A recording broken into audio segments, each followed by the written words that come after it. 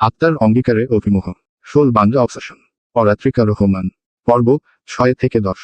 Ryan আবার একইভাবে নিয়ে। হ্যাঁ, এটাই করব। 10 বছর ধরে আমার বউয়ের খেতাব নিয়ে রেখেছে, অথচ স্বামীর হক এখনো আদায় করা হয়নি আমার। বিষয়টা দৃষ্টিকটু। রায়ানের উত্তরে মাহিরের কাশি উঠে যায়। মাহির নিজেকে সামলিয়ে বলল, তুই বেহা। 10 বছর ধরে তো তুই বাহিরে। বউ রে না দেখেছিস আর না স্বীকৃতি দিয়েছিস। তো কিসের স্বামীর হক? হ্যাঁ। রায়ান, দেখেছিস কখনো আমার সাথে তোর সকল ভাবিকে? মাহির, না, আমি কিভাবে দেখব, তুই তো নিজেই নিজের বউরে দেখস নাই। রায়ান রাগী মুখে উত্তর দিল, তো দেখলাম না, ধরলাম না, ছুলাম না, খেলাম না, আমার বউ কেমনে হলো? তোর ভাবি কেমনে হলো? মাহির চোখ টিপে হেসে বলল, আচ্ছা আচ্ছা, রাগ করিস না ভাই। তা দেশে ফিরলি কেন? আবার আমেরিকায় গিয়ে বরফ খেতে পারতিস। রায়ান একটু চুপ থেকে গভীর গলায়, ফিরেছি, ওর জন্যই ফিরেছি। মাহির হঠাৎ চুপচাপ হয়ে যায়। গাড়ির ইঞ্জিনের হালকা শব্দ ছাড়া কিছু শোনা যায় না। তারপর আবার মাহির মুখে বাঁকা হাসি। মাহির, মানে তুই সত্যি তোর ওই পিচ্ছি বউটার জন্য, মানে ভাবির জন্য দেশে ফিরেছিস? রায়ান চোখে একরাশ অভিমান নিয়ে দীর্ঘশ্বাস ফেলে বলল, আর পিচ্ছি নেই মাহির। আমার মতোই বড় হয়েছে, আর আমি ঠিক করেছি এবার নিজের জীবনের জিনিস নিজে ঠিক করব। তুই যেটা জোকস বানাস সেটা আমার জীবনের সবচেয়ে বড় জ্বালা ছিল। মাহির একটু লজ্জা পায়, গাড়ির গতি কমিয়ে দেয়। মাহির কোমল গলায় বলে, ভাই দুঃখিত। আমি তো ভাবছিলাম তুই এখনো আগের মতোই রিয়াক্ট করবি। বুঝিনি তুই সিরিয়াস। আচ্ছা তাহলে এখন কি করবি ভেবেছিল? রায়ান নির্দ্বিধায় উত্তর করে, ডিভোর্স। রায়ান হঠাৎ এমন কথা, যেটা একেবারেই অপ্রত্যাশিত আর তিক্ত, সেই কথাটার অভিঘাতে যেন চারদিকের আবহাওয়াটাও বদলে গেল। মুহূর্তের মধ্যে আকাশটা মেঘে থেকে গেল, সূর্যের আলো ঢেকে গিয়ে চারপাশে এক ধরনের চাপা অন্ধকার নেমে এলো। বাতাস থমকে গেল, যেন প্রকৃতিও রায়ানের কথায় থমকে গেছে। মেঘলা আকাশটা শুধু বিষণ্ণ না, বরং রীতিমতো রূঢ়, যেন রায়ানের কথার প্রতিধ্বনি করে প্রতিবাদ জানাচ্ছে। আর মাহির, সে তো পুরো হতবাক। চোখ দুটো বিস্ফারিত, মুখটা কিছুটা খোলা, যেন ঠিক বুঝতেই পারছে না রায়ান এটা বলল কি করে। কিন্তু কিছু বলার ভাষা খুঁজে পাচ্ছে না। চোখের কোণে সন্দেহ, বিস্ময়, সব একসাথে খেলা করছে। যেন নিজের কানে বিশ্বাস করতে পারছে না এমন কিছু রায়ানের মুখে সে শুনবে। চুপচাপ ড্রাইভ করতে থাকা মাহির আর আকাশের মেঘলা অবস্থা, দুটোই যেন রায়ানের কথার ওজন টেনে নিয়ে হঠাৎ ভারী হয়ে উঠেছে। ঢাকা শহরের সকালটা আজ একটু অন্যরকম। আকাশটা কেমন যেন বিষণ্ণ, ঘন মেঘে ছেয়ে আছে পুরোটা। রোদের কোনো চিহ্ন নেই, বাতাসও থমথমে। এইরকম আবহাওয়ায় মানুষ একটু চুপচাপ থাকে, শহরের শব্দও কমে আসে। মীরা নিজের মনে হেঁটে যাচ্ছে ঢাকা বিশ্ববিদ্যালয় ক্যাম্পাসের দিকে। ঢাকা বিশ্ববিদ্যালয়ের ক্যাম্পাসের সকালটা থমথমে। ঘন মেঘের চাদরে সূর্যটা লুকিয়ে গেছে, বাতাসে এক ধরনের চাপা শূন্যতা। চারদিক কেমন যেন নিঃশব্দ, শুধু পাতা নড়ার শব্দ আর মাঝে মাঝে দূর থেকে ভেসে আসা অচেনা কণ্ঠের টুকরো। আজকে তার জীবনের এক গুরুত্বপূর্ণ দিন। মীরা আজ একটু একা থাকতে চেয়েছিল। সকালের রেজাল্ট এসেছে, সে তার স্বপ্নের বিদ্যাপীঠে পড়ার সুযোগ পেয়েছে। সে এখন ঢাকা বিশ্ববিদ্যালয়ের ছাত্রী। 45তম হয়েছে মীরা। লোতে চান্স এসেছে। মনে এক অদ্ভুত আনন্দ আর ভেতরে একটা অদ্ভুত খোলাটে অনুভূতি। ক্যাম্পাসটা চোখে দেখতে এসেছিল সে, যেখানে হয়তো তার আগামী বছরগুলো কেটে যাবে। হেঁটে হেঁটে সে যখন টিএসসির পাশের গাছপালায় ছায়া ঘেরা একটা ফাঁকা জায়গার দিকে আসে, হঠাৎ সে টের পায়ে কিছু একটা ঠিকঠাক নেই। সামনে একটা মেয়ে, তার মুখে আতঙ্ক। আর চারপাশে দুইজন ছেলে ঘিরে আছে মেয়েটিকে, চোখে মুখে হালকা বাজে হাসি, এবং কথাবার্তা শুনেই বোঝা যায় তারা মজা করছে না, ভয় দেখাচ্ছে। মেয়েটা বলার চেষ্টা করছে, প্লিজ আমাকে যেতে দিন, আমি বলছি না।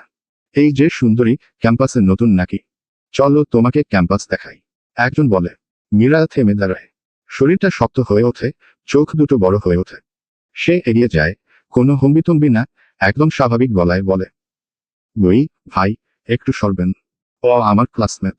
আর আমি ক্যাম্পাস চিনি, আমি ওকে ঘুরে দেখাতে পারবো। আপনাদের কষ্ট করতে হবে না। ছেলেরা তাকায়, হালকা বিরক্ত গলায় বলে, তুই কে রে? তোর ক্লাসমেট হলেই কি, ভাইয়েরা কথা বলতেছে দেখিস না? মীরা এবার ঠান্ডা গলায় বলে, ভাইয়েরা আপনাদের কথা কেউ শুনতে চায় না। এখন কথা বন্ধ করুন। একজন এবার বেশ রেগে ওঠে, তুই কি বেশি চালাকি দেখাচ্ছিস? গায়ে হাত দেই। মীরা এবার ব্যাগ থেকে ধাতব পানির বোতলটা টেনে ধরে দেন, ছুঁয়ে দেখেন তো পানিটা ঠান্ডা না গরম। ছেলেটা হেসে এগোতেই মীরা হঠাৎ এমন এক ঘূর্ণি গতিতে বোতলটা ছেলেটার হাঁটুর পেছনে মারে, ছেলেটা ভারসাম্য হারিয়ে ধপাস করে পড়ে যায়। দ্বিতীয়জন ধাক্কা দিতে যায়, মীরা সাথে সাথেই মেয়েটাকে পেছনে ঠেলে দেয় এবং নিজের সামনের দিকে ডাইভ দিয়ে তার পারো নিচে বাধা দিয়ে ফেলে দেয়। ছেলেটা পড়ে যাওয়ার পরও মীরা শান্ত ভঙ্গিতে বলে, আর কোনো বীরত্ব বাকি থাকলে এখনই দেখা। ক্যাম্পাসে মেয়ে দেখলেই বাজে কথা বলবি না, শিখিয়ে দিলে তোরা শিখবি না, তাই শিক্ষা দিতে হবে ভালো মতো। এই দৃশ্য দেখে আশেপাশে কিছু ছাত্র এগিয়ে আসে। ছেলেরা পরিস্থিতি খারাপ দেখে দ্রুত পালিয়ে যায়। মেয়েটা ধীরে ধীরে মীরার পিছনে লুকায়। তার চোখে কৃতজ্ঞতা, একটু কান্নার ধ্বংসাবশেষও আছে। ধন্যবাদ। আমি রিমি। তোমার নাম? মীরা একটু হেসে বলে, মীরা? আরে, তোমাকে তো আমি পরীক্ষার দিনও দেখেছিলাম। আজই তো রেজাল্ট এলো, তুমি কততম হয়েছ? রিমির চোখ চকচক করে ওঠে। 50 লোতে পেয়েছি। প্রথমে মন খারাপ ছিল, এখন মনে হচ্ছে এটাই ঠিক ছিল। তুমি? মীরার মুখে এবার সত্যিকার হাসি ফুটে ওঠে। আমি 45। মানে, আমরা একই অবস্থায়। দুজনেই হেসে ওঠে। রিমি বলে, ভেবেছিলাম নতুন জায়গায় এসে সবার সাথে মিশতে সময় লাগবে, কিন্তু এখন মনে হচ্ছে আমার প্রথম ফ্রেন্ডটা পেয়ে গেছি। মীরা চোখ টিপে বলে, তাহলে শুরু করি। ক্যাম্পাসটা আমাদের দুইজনের জন্যই নতুন। চলো, চা খেতে চাই। গল্প অনেক জমবে। আচ্ছা, তুমিটা বন্ধুত্বের সাথে চাই না তুই বললে কি কিছু মনে করবি তুই? রিমি, আরে কি যে বলিস, তুমি ডাকে তো আমার অ্যালার্জি আছে। তুই এ মজা আছে। রিমির কথা শুনে মীরা রিমির হাত ধরে হাসি মুখে তাকে জড়িয়ে ধরে চুমু খেয়ে বলে, চল যান, চা খাই গিয়ে দুজনে। মেঘলা আকাশটা তখনও পুরোপুরি ফাঁক হয়নি, কিন্তু সূর্যের এক টুকরো আলো ঠিকই মেঘের ফাঁক গলে এসে দুজন বন্ধুর ওপর নেমে আসে। ঢেউয়ের মতো জীবনের শুরু। দুজন হাত ধরে হেঁটে চলে গেল তা খেতে। সাহস আর বন্ধুত্ব থাকলে সব পথই হালকা হয়ে যায়। সময় তখন দুপুর 12টা পেরিয়ে গেছে। রিমির সঙ্গে টিএসসির পাশের চায়ের দোকানে চা খেয়ে একটা অদ্ভুত শান্তি তাকে ঘিরে রেখেছে। চাটা যেন জীবনে প্রথমবার সত্যি তৃপ্তির স্বাদ এনে দিয়েছে। মনে একরাশ আনন্দ নিয়ে মীরা ধীরে ধীরে হাঁটছে নিজের বাসার পথ ধরে। রাস্তার পাশে থাকা গাছগুলো নিচু হয়ে বাতাসকে অভ্যর্থনা জানাচ্ছে। হঠাৎ একটা ঠান্ডা হাওয়া এসে ওর কপালে চুল উড়িয়ে দেয়। মীরা থেমে দাঁড়ায়। চোখ তুলে দেখে আকাশটা ধূসর হয়ে উঠেছে আরো। মিনিট 5 আগে যেটা ছিল শুধু মেঘলা, এখন সেখানে মেঘের ভেতর এক ধরনের ব্যাকুলতা। হঠাৎই নেমে আসে বৃষ্টি। ছোট ছোট ফোঁটা, তারপর দ্রুত বড় হয়ে নামে টিপটিপ ঝরে পড়া বৃষ্টির ঢেউ। প্রথমে একটু অবাক হয় মীরা। হাতে থাকা ব্যাগটা বুকের কাছে ধরে সে দাঁড়িয়ে থাকে কয়েক সেকেন্ডের জন্য। তারপর তার ঠোঁটের কোণে ধীরে ধীরে ফুটে ওঠে এক অনিয়ন্ত্রিত হাসি। সে চোখ বন্ধ করে 2 হাত ছড়িয়ে দেয় আকাশের দিকে। মুখটা তুলে দেয় ওপরে, যেন প্রতিটি বৃষ্টির ফোঁটা তার মুখে এসে পড়ে। মীরা একটু কেঁপে ওঠে, শুধু ঠান্ডায় না, আবেগে। তারপর সে নাচতে শুরু করে। একদম মুক্তভাবে, কোনো ছকে বাধা না, নিজের মতো করে। দুহাত মেলে, ডান পা একটু ঘুরিয়ে, মাথা দুলিয়ে, সে যেন নিজেই এক রেণুতে ভরা ঘূর্ণির মতো ঘুরে ঘুরে নাচে। কাঁধের ব্যাগটা নাচতে নাচতে একটু পিছনে পড়ে যায়, কিন্তু তার কোনো হুঁশ নেই। জুতো পেছনের দিকে ছিটকে পড়ে, পা দুটো কাদায় মাখামাখি, চুলগুলো পানিতে ভিজে কপালে লেপ্টে গেছে, কিন্তু তার মুখে হাসি, চোখে জ্বলজ্বলে এক ধরনের আলো। আমি আজ খুব খুশি, সে মনেই মনেই ফিসফিস করে। আকাশ এখনো ভারী, বৃষ্টি পড়ছে একটানা। শহরের ভেজার রাস্তায় গাড়ির চাকা মাঝে মাঝে পানির ওপর দিয়ে ছুটে যায়, হালকা ছিটিয়ে দেয় পাশের ফুটপাথে। রায়ান গাড়িতে বসে আছে আর মাহির চুপচাপ গাড়ি চালিয়ে যাচ্ছে। দুজনই একটু মনমরা। সারাদিন একটা অদৃশ্য অস্বস্তি বয়ে বেড়াচ্ছে গাড়ির ভিতরের পরিবেশে। সকালের একটা কথোপকথন, একটা মন্তব্য, যেন এমন থমথমে করে তুলেছে পরিবেশটা। গাড়িটা থেমে আছে রাস্তার পাশে। রায়ান, কিরে কি হলো, বৃষ্টিতে গাড়ি থামিয়ে রেখেছিস, কোনো সমস্যা? মাহির, দেখতেছি তো, একটু ধৈর্য ধর, গাড়ির ইঞ্জিনে কিছু একটা হয়েছে। রায়ান বিরক্তি ভরা মুখে কপালে কুঁচকে বাইরে তাকায়। আর ঠিক তখনই তার চোখ আটকে যায়। আর বাইরের দৃশ্য দেখে তার কপালে কুচকানো ভাব দূর হয়ে যায় আর মুখে ফুটে উঠে এক মৃদু হাসি, যা লক্ষ্য করা কষ্টকর। বৃষ্টির মধ্যে রাস্তার ওপাশে একটা মেয়ে, পুরোপুরি ভিজে, নিজের মধ্যে হারিয়ে গিয়ে নাচছে। না, কোনো পারফরমেন্স না, কোনো ক্যামেরার সামনে না। সে একদম নিজের মতো করে, নিজের জন্য নাচছে। সে হাসছে, ঘুরছে, হাত ছুঁড়ে দিচ্ছে আকাশে, পা ছুঁড়ে দিচ্ছে ভিজের রাস্তায় কাদার মাঝে। তার চুল ভিজে গালে লেপ্টে গেছে, কাপড় বৃষ্টিতে সাদা হয়ে গা ঘেঁষে আছে, কিন্তু মুখের সেই তৃপ্তি রায়ানের বুকের মধ্যে হালকা কাঁপুনি তুলে দেয়। রায়ান গাড়ির উইন্ডো নামায়, যেন বৃষ্টির শব্দটা পরিষ্কার শোনা যায়। মেয়ে তখন 2 হাত ছড়িয়ে পুরো শরীর দিয়ে নাচছে, ঘুরছে, বৃষ্টির নিচে চোখ বন্ধ করে এক অনির্বচনীয় মুক্তির মধ্যে ডুবে আছে। তার মুখে ছিল না কোনো ভয়, কোনো দ্বিধা, শুধু এক বিশুদ্ধ আনন্দ, যেটা কেবল তারা অনুভব করতে পারে যারা নিজের সঙ্গে সন্ধি করেছে। রায়ানের চোখ ধাঁধিয়ে যায়। এই মুহূর্তটা কোনো সিনেমার দৃশ্য নয়, কোনো সাজানো নাটক নয়, এটা বাস্তব, অথচ স্বপ্নের মতো। রায়ান মীরার দিকে এক নজরে তাকিয়ে থেকে পরখ করা শুরু করে। গাড়ির জানালার কাচের ওপারে দাঁড়িয়ে থাকা মেয়েটাকে রায়ান চেনে না, অথচ সেই অচেনা মেয়েটা ভেতর আজ এক অচেনা মোহ জন্ম নিচ্ছে। মেয়েটির মধ্যে এমন এক সৌন্দর্য আছে যা চোখে পড়ার মতো নয়, চোখ আটকে রাখার মতো। একটা ভিজে এলোমেলো পোর্ট্রেট যেন নিজেই জীবন্ত হয়ে উঠেছে। সে সাজেনি, মেকআপ নেই, কিছুই নেই, কিন্তু তার প্রতিটি ভেজা রেখায়, প্রতিটি ভঙ্গিমায় আছে এক অনন্য দ্যুতি। তার তত্ত্বটা ঠিক যেন দুধে আলতা মেশানো, নরম, মোলায়েম আর ঝকঝকে। বৃষ্টির ফোঁটা গড়িয়ে পড়ছে গাল বেয়ে, আর গালের লালাবো আভাস সেই পানির রেখাকেও উজ্জ্বল করে তুলেছে। ডান গালে একটা ছোট টোল, মৃদু হাসির সময় পড়ে, কিন্তু রায়ান এখন এমনিতেই দেখতে পাচ্ছে সেটাকে, যেন তার চোখ ঠিক সেখানেই আটকে আছে। চোখ, সেই চোখ দুটো বড়, গভীর আর তাতে অদ্ভুত এক মায়া। উষ্ণ ব্রাউন রঙের সেই চোখ জলের ছায়ায় আরো উজ্জ্বল হয়ে উঠেছে। পাপড়িগুলো ঘন, ভিজে গাল ছুঁয়ে নেমে আসা বৃষ্টির ফোঁটা রায়ানের মনে এক ধরনের কৌতূহলের জন্ম দেয়। তার ঠোঁট হালকা গোলাপি, একেবারে প্রাকৃতিক। মনে হয় যেন ভেজা পাপড়ির মতো বৃষ্টির ফোঁটা এসে একটু পরশ দিলেই নড়ে ওঠে। ঠোঁটের নিচে ডান পাশে একটা তিল, অন্য কারো হলে হতো এক সাধারণ দাগ, কিন্তু তার মুখে সেটাই হয়ে উঠেছে ব্যক্তিত্বের সিলমোহর। চুলগুলো কোমর ছোঁয়া, এলোমেলো ভাবে ছড়িয়ে আছে তার ঘাড়, কাঁধ আর পিঠ জুড়ে। ভেজা চুলগুলো গা ঘেঁষে নেমে আসছে, আর কখনো কপালে লেপ্টে থাকছে। হাওয়ার সঙ্গে হালকা দুলছে, আর সেই ভেজা চুলে আলো পড়ে এক ঝিকিমিকি সৃষ্টি করছে। রায়ান ঠিক বুঝতে পারছে না, বৃষ্টির আলোয় এমন করে কেউ কতটা স্বাভাবিক থেকে এতটা অন্যরকম হয়ে উঠতে পারে। তার কাপড় সাধারণ, কিন্তু বৃষ্টিতে পুরো ভিজে শরীরের গঠনের প্রতিটি রেখা স্পষ্ট। সাদা ভেজা জামায় যেন আরো উজ্জ্বল হয়ে উঠেছে তার আকৃতি, তার কোমরের শেপতার। তবে সেখানে কোনো অশ্লীলতা নেই, বরং এক রকম সৌম্যতা, যা দেখেও চোখ নামানো যায় না, আবার তৃপ্তিও আসে না। রায়হানের মনে হচ্ছিল ধীরে ধীরে ভিতরে একটা ঝড় উঠছে, না শুধু রূপ দেখে তার ভেতর একটা জ্বলন্ত আনন্দ, একটা গোপন আগুন জ্বলে উঠেছে। সে বোঝে না এই অনুভূতি প্রেম কিনা, তবে সে বোঝে এই মেয়েটি সাধারণ নয়। তার আত্মবিশ্বাস, তার চোখে থাকা মায়া, আর এই বৃষ্টির ভেতরে নিজের জন্য নাচার সাহস, সব মিলিয়ে সে এমন এক আকর্ষণ তৈরি করছে, যা শুধু চোখ দিয়ে নয়, মনের গভীর স্তর থেকেও অনুভব করা যায়। রায়ানের মুখে অদৃশ্য একটা হাসি ছিল, তবে হঠাৎই তা মিলিয়ে গেল। রায়ান সঙ্গে সঙ্গে হকচকিয়ে চারপাশে চোখ বুলিয়ে নিল। সে আসলে দেখছিল এই অপ্সরাকে কি সে ছাড়া অন্য কেউ দেখছে কিনা। তবে কারো উপস্থিতি না দেখে রায়ান যেন খুব স্বস্তিতে একটা দীর্ঘশ্বাস ফেলে বুকের বাম পাশে হাত রেখে মনে মনে বলল, এই মেয়ে কি পাগল? রাস্তায় দিনে দুপুরে মানুষ খুন করতে এই রূপ নিয়ে বৃষ্টিতে ভিজছে। উফ, এমন করে কেউ হাসে? বুকে লাগছে আমার।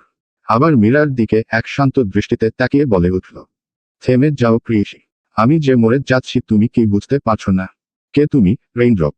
হঠাৎ এই মীরাকে দেখার পথ বন্ধ করে একটি বড় ট্রাক রায়ানের চোখের সামনে চলে যায়। পরবর্তীতে ট্রাকটি চোখের সামনে থেকে সরে যাওয়ার পর রায়ান অপরদিকে খুঁজতে থাকে মীরায়াকে, তবে সেখানে কেউ ছিল না। রায়ানের মনে হতাশা ছড়িয়ে পড়ল মীরার অনুপস্থিতিতে। কেন জানি তার বুকটা খালি খালি লাগছিল। মনে হচ্ছিল সে খুব করে তার মাত্র দেখা অপ্সরাকে আবার দেখতে চাইছে, শুধু আজ বা কাল নয়, অনন্ত কাল ধরে। গাড়ির জানালার কাছে একবার নিজের প্রতিচ্ছবি দেখতে পায় রায়ান।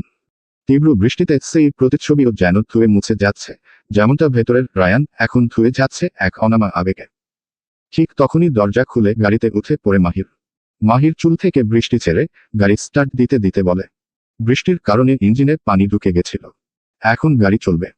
রায়ান তাকিয়ে থাকে গাড়ির জানালার ওপাশে, চোখ এখনো খুঁজে বেড়াচ্ছে সেই অনাবৃত অপার্থিব মেয়েটিকে। যেন তার অস্তিত্ব একবার ধরা দিয়েই আবার বাতাসে মিশে গেছে। রায়ান হঠাৎ জিজ্ঞেস করে, তুই সামনের ফুটপাথটা দেখছিস? মাহির অবাক হয়ে তার দিকেই চেয়ে বলে, দেখছি তো, কিন্তু তুই কি খুঁজছিস? কি হয়েছে? রায়ান গলা একটু নিচু করে ধীরে ধীরে প্রশ্ন করে। সামনে একটা মেয়ে ছিল, ভিজছিল, নাচছিল। তুই কিছু দেখলি না? মাহির একরাশ বিরক্তি নিয়ে বলে, তোর মাথায় ঠিক আছে তো? তোর বউ এখনো আইনত তোর, সেটাই সামলাতে পারছিস না, আবার অন্য মেয়েকে দেখছিস। রায়ান মুখ ফিরিয়ে নেয়, তবে এখন বউয়ের কথা শুনে রাগ করল না, কিন্তু চুপ করে না থাকে। গলার স্বরটা কেমন যেন অচেনার রকম কোমল করে বলল, আমি মেয়ে দেখছিলাম না মাহির। হয়তো আমি দেখছিলাম একটা অনুভব, একটা হাওয়া, এক ফোঁটা জল, একটা ছায়া, যা বুকের ভেতর ঝড় তুলে দিয়ে চলে গেল। আর রেখে গেল সেই ঝড়ের শব্দ। মাহির এবার একটু থমকে যায়। গাড়ির গতি বাড়ায়, কিন্তু মুখে একটা অদ্ভুত অভিব্যক্তি। তোর কবিতা লেখার স্বভাব তো ছিল না, এখন হঠাৎ এত ভাবুক কবে হইলি রে? রায়ান তাকায় না, শুধু জানালার বাইরে এক দৃষ্টিতে চেয়ে থাকে। তার চোখে তখনও সেই নাচের প্রতিচ্ছবি ভেসে চলেছে। Dash dash dash. গাড়ি চলতে থাকে। রায়ানকে অন্যমনস্ক দেখে মাহির প্রশ্ন করে, এখন কোথায় যাচ্ছি আমরা? কিছু তো বলছিস না। রায়ান নিজের থেকে স্পষ্ট করে বলল, ডিভোর্স ফাইল করেছি আমেরিকায় থাকাকালীন। এখন পেপারস আনতে আমার লিগ্যাল অ্যাডভাইজারের কাছে যাচ্ছি আমরা। যদিও শুরুটা আমার হাতে হয়নি, তবে সম্পর্কের শেষ আমার হাতেই হবে। মাহির রায়ানের দৃঢ় চেতা মনোভাব দেখে অন্য কিছু বলার সাহস পেল না। সে চুপচাপ গাড়ি চালিয়ে যেতে থাকে। গন্তব্যস্থলে পৌঁছানোর পর রায়নার হাতে ডিভোর্সের পেপারস বুঝিয়ে দেওয়া হয়। সে ডিভোর্স ফাইল করে রেখেছিল আগেই, তাই কাজটা আরো সহজ হয়ে গেছে। রায়ানের লিগ্যাল অ্যাডভাইজারের পার্সোনাল অ্যাসিস্ট্যান্ট রায়ানের হাতে ডিভোর্স ফাইলটা ধরিয়ে দেয় এবং তাকে সকল কাগজপত্র চেক করে নিতে বলে। কিন্তু রায়ানের ভেতর চলতে থাকে একটা ভিন্ন যাত্রা। কাজের ফাইল খোলে রায়ান, কাগজে চোখ রাখে, কলম তোলে। কিন্তু কলম যেন অচেনা কিছু লিখে ফেলতে চায়। ভিজে চুল, ঘূর্ণি নৃত্য, মায়াবী চোখ। নিজেই নিজেকে ধমক দেয় সে। ফোকাস কর রায়ান, তুই তো এসেছিস ডিভোর্স পেপারস নিতে। আর এখনই মনে আরেকটা মেয়ে খুঁজছে? ছা, এখানে এসেছিস তোর অতীতকে শেষ করতে। তাহলে অন্য জীবন নিয়ে ভাবছিস কেন? রায়ান ডিভোর্সের সব পেপারস চকে করে নেয় এবং ঠিক করে বাড়িতে গিয়েই মার হাতে পেপারস দিয়ে মিরার থেকে সাইন করিয়ে আনতে বলবে। ঠিক যেমন ভাবেন না বলে বিয়েটা হয়েছে। নিজের ডেস্কে বসে একটা খোলা উইন্ডোর দিকে তাকিয়ে থাকে সে। আকাশ তখনও মেঘলা, কিন্তু তার হৃদয়ের আকাশ যেন একদম ভিন্ন। একটা চঞ্চল পাখি সেখানে উঠছে, যার পাখায় লেগে আছে কিছু জল আর একটা মুখ। একটা অপার্থিব মুখ, যে মুখ কোনো সাজে গড়া না, তবু সমস্ত সাজকে হার মানিয়ে দিয়েছে। তার হৃদপাখি। রায়ান আনমনে বলে ওঠে, সে কে ছিল? তাকে দেখেছি আমি, যেন কবিতার প্রথম চরণ। কিন্তু বাকিটা কে লিখবে? বৃষ্টিতে নাচার সময় মীরার ফোন হঠাৎ বেজে ওঠে। মীরার আসতে দেরি হচ্ছিল বলে মীরার ফোনে কল আসতে থাকে। তাই বৃষ্টিতে ভেজা শেষ করে মীরা হাঁটতে থাকে বাসার দিকে। বুকটা তখনও ভরে আছে একরাশ আনন্দে। ঢাকা বিশ্ববিদ্যালয়ে চান্স পাওয়া এক স্বপ্নের মতোই। মাথার ওপর মেঘ, পায়ের নিচে কাদা, তবু তার মনে সেই অনুভূতি, যেন সে মাটিতে হাঁটছে না, ভাসছে। বাসায় পৌঁছেই দরজায় দাঁড়িয়ে হাঁক দেয়, মামুনি, আমি এসে গেছি। ওর কণ্ঠে এমন এক উচ্ছ্বাস, যেন শব্দগুলো নাচতে নাচতে বেরিয়ে আসছে মুখ থেকে। ভেতর থেকে দ্রুত পায়ের শব্দ আসে। দরজা খুলে যায়। রামিলা চৌধুরী তাকিয়ে দেখেন ভেজা মেয়ে দাঁড়িয়ে আছে, মুখে সেই চিরপরিচিত দুষ্টু হাসি। রামিলা চৌধুরী একটু গম্ভীর গলায় বলে, এ কি মীরা, এভাবে ভিজে এলি কেন? ঠান্ডা লেগে যাবে তো। মীরা খাট খাট করে বলে, আরে মামুনি, জানো, আমি চান্স পেয়ে গেছি। 45তম। ঢাকা বিশ্ববিদ্যালয়ে আইন বিভাগ। উহ। রামিলা চৌধুরী বিস্ময়ে আর আনন্দে ওকে বুকে জড়িয়ে ধরেন। আলহামদুলিল্লাহ, তুই তো পারবি। চল, আগে ফ্রেশ হও, তারপর খেয়ে নিস, গায়ে তো কাঁপুনি দিচ্ছে। মীরা ঝটপট মাথা নাড়ে, ওকে। মীরা ঘরে ঢুকতেই ছোট্ট একটা ছায়া দৌড়ে এসে ওর পায়ে লেপ্টে যায়। আহারে জুলিয়েট, তুই তো তোর মতোই। আমি তো ভিজে ভিজে এসেছি, তাও তুই আদর করতে এসেছিস। মীরা জুলিয়েটকে কোলে তুলে নেয়। একটা নরম সাদা বিড়াল, গা ছুঁয়ে থাকা লোম যেন তুলো দিয়ে গড়া। গলায় ছোট একটা ঘণ্টা, হালকা টিং টিং শব্দ হয় যখন নড়ে। জুলিয়েট, তুই জানিস, আজ তোর মা ইউনিভার্সিটিতে চান্স পাইছে। ঢাকা ইউনিভার্সিটি। হা হা। এখন থেকে আর কেউ আমায় পাত্তা না দিলে বলবো, আমি ঢাকা ইউনিভার্সিটির ছাত্রী। জুলিয়েট কেমন যেন বুঝতে পেরে চোখ টিপে দেয়। মীরা হেসে বিড়ালের কপালে একটা চুমু দেয়।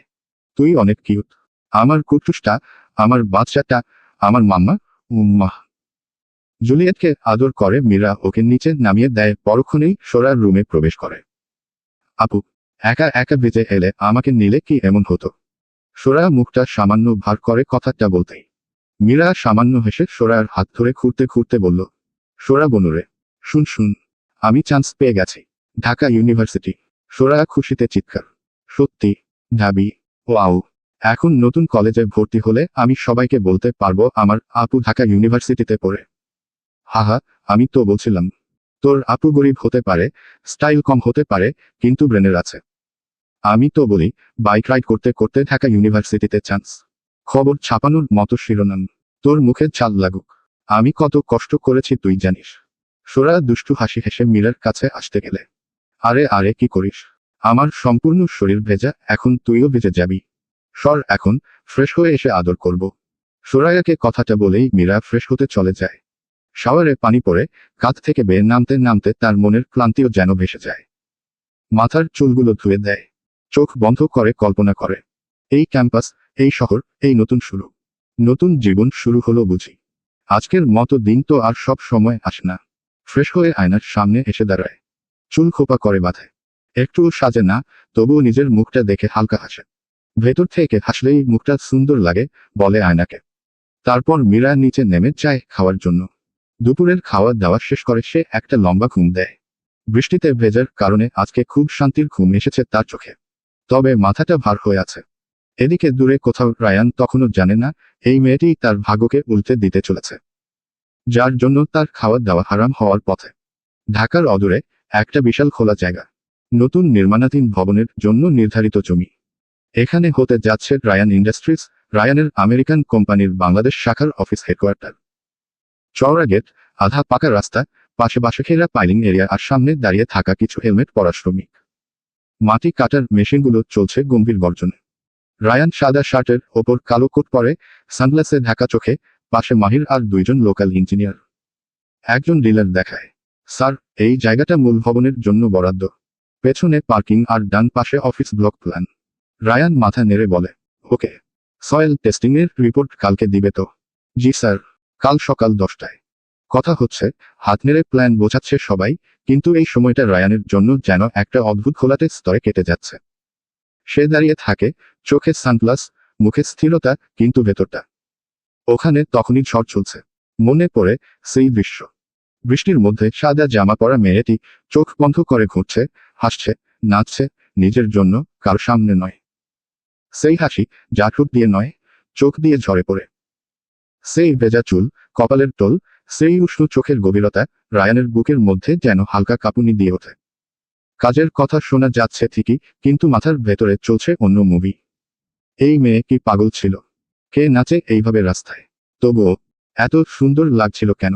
তাকে কেন মনে পড়ছে এতবার? আমি কি সত্যি প্রেমে পড়ে গেছি? Dash dash dash. মাহির পাশ থেকে বলে ওঠে, ভাই, তুই শুনছিস তো? এই ডিলার বলছে ওরা 3 দিনের মধ্যে সাইট ক্লিয়ার করবে। রায়ান কেঁপে ওঠে যেন ঘুম থেকে জেগে উঠেছে। হুম, হ্যাঁ হ্যাঁ শুনছি। তারপর আবার গম্ভীর মুখে ডিলারের দিকে তাকায়। ঠিক আছে, আমি কাল পুরো প্ল্যান একবার দেখে সিদ্ধান্ত নেব। ডিলাররা মাথা নেড়ে চলে যায় অন্য পাশে। মাহির তার পাশে দাঁড়িয়ে চুপচাপ কিছুক্ষণ দেখে, তারপর হেসে বলে, তুই আবার কোথায় হারালি বলতো? সেই রাস্তার মেয়েটা ভাবনায় ঢুকছে না বুঝি? তাহলে কি আমার পুরনো ভাবিকে জীবন থেকে তাড়িয়ে নতুন ভাবি আনতে চাইছিস? রায়ান গলা খাকারি দেয়, কিন্তু কিছু বলে না। আবার কি ভেবে যেন এক ফাঁকে বলেই ফেলে, কোথাও হারায়নি। কেবল ভাবছিলাম, কত অদ্ভুতভাবে কেউ কারো ভেতরে ঢুকে পড়ে, বিনা অনুমতিতে। এমন ভাবি দিতে পারলে মন্দ হতো না। মাহির হাসে, কিন্তু এবার আর ঠাট্টা করে। ইস, তাহলে তো বলতে হবে মেয়েটা বেশ সুন্দর। আমি দেখতে পারলাম না, বড় একটা মিস হয়ে গেল। রায়ান মাহিরের কথায় চোখ কুঁচকে ওর দিকে তাকিয়ে বলে, মুখ সামলে কথা বল। যা আমার তা আমারই, তোকে জিজ্ঞেস করেছি নিশ্চিত হওয়ার জন্য যে তুই আমার হৃদ পাখিকে দেখিসনি।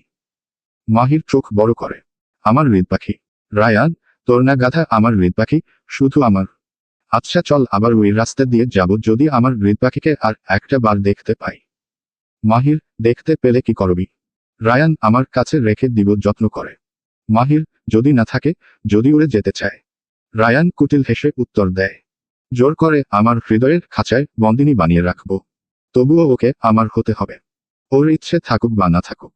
সামনে বিশাল ফাঁকা জমি, পেছনে সবার হাঁটা চলা, অথচ রায়ানের চোখ যেন খুঁজে ফেরে হৃদয়ের আকাশে মুক্তভাবে উড়তে থাকা তার হৃদ পাখির খেয়ালে। সে একবার আকাশের দিকে তাকায়। বৃষ্টি হলে কিও আবার নাচবে?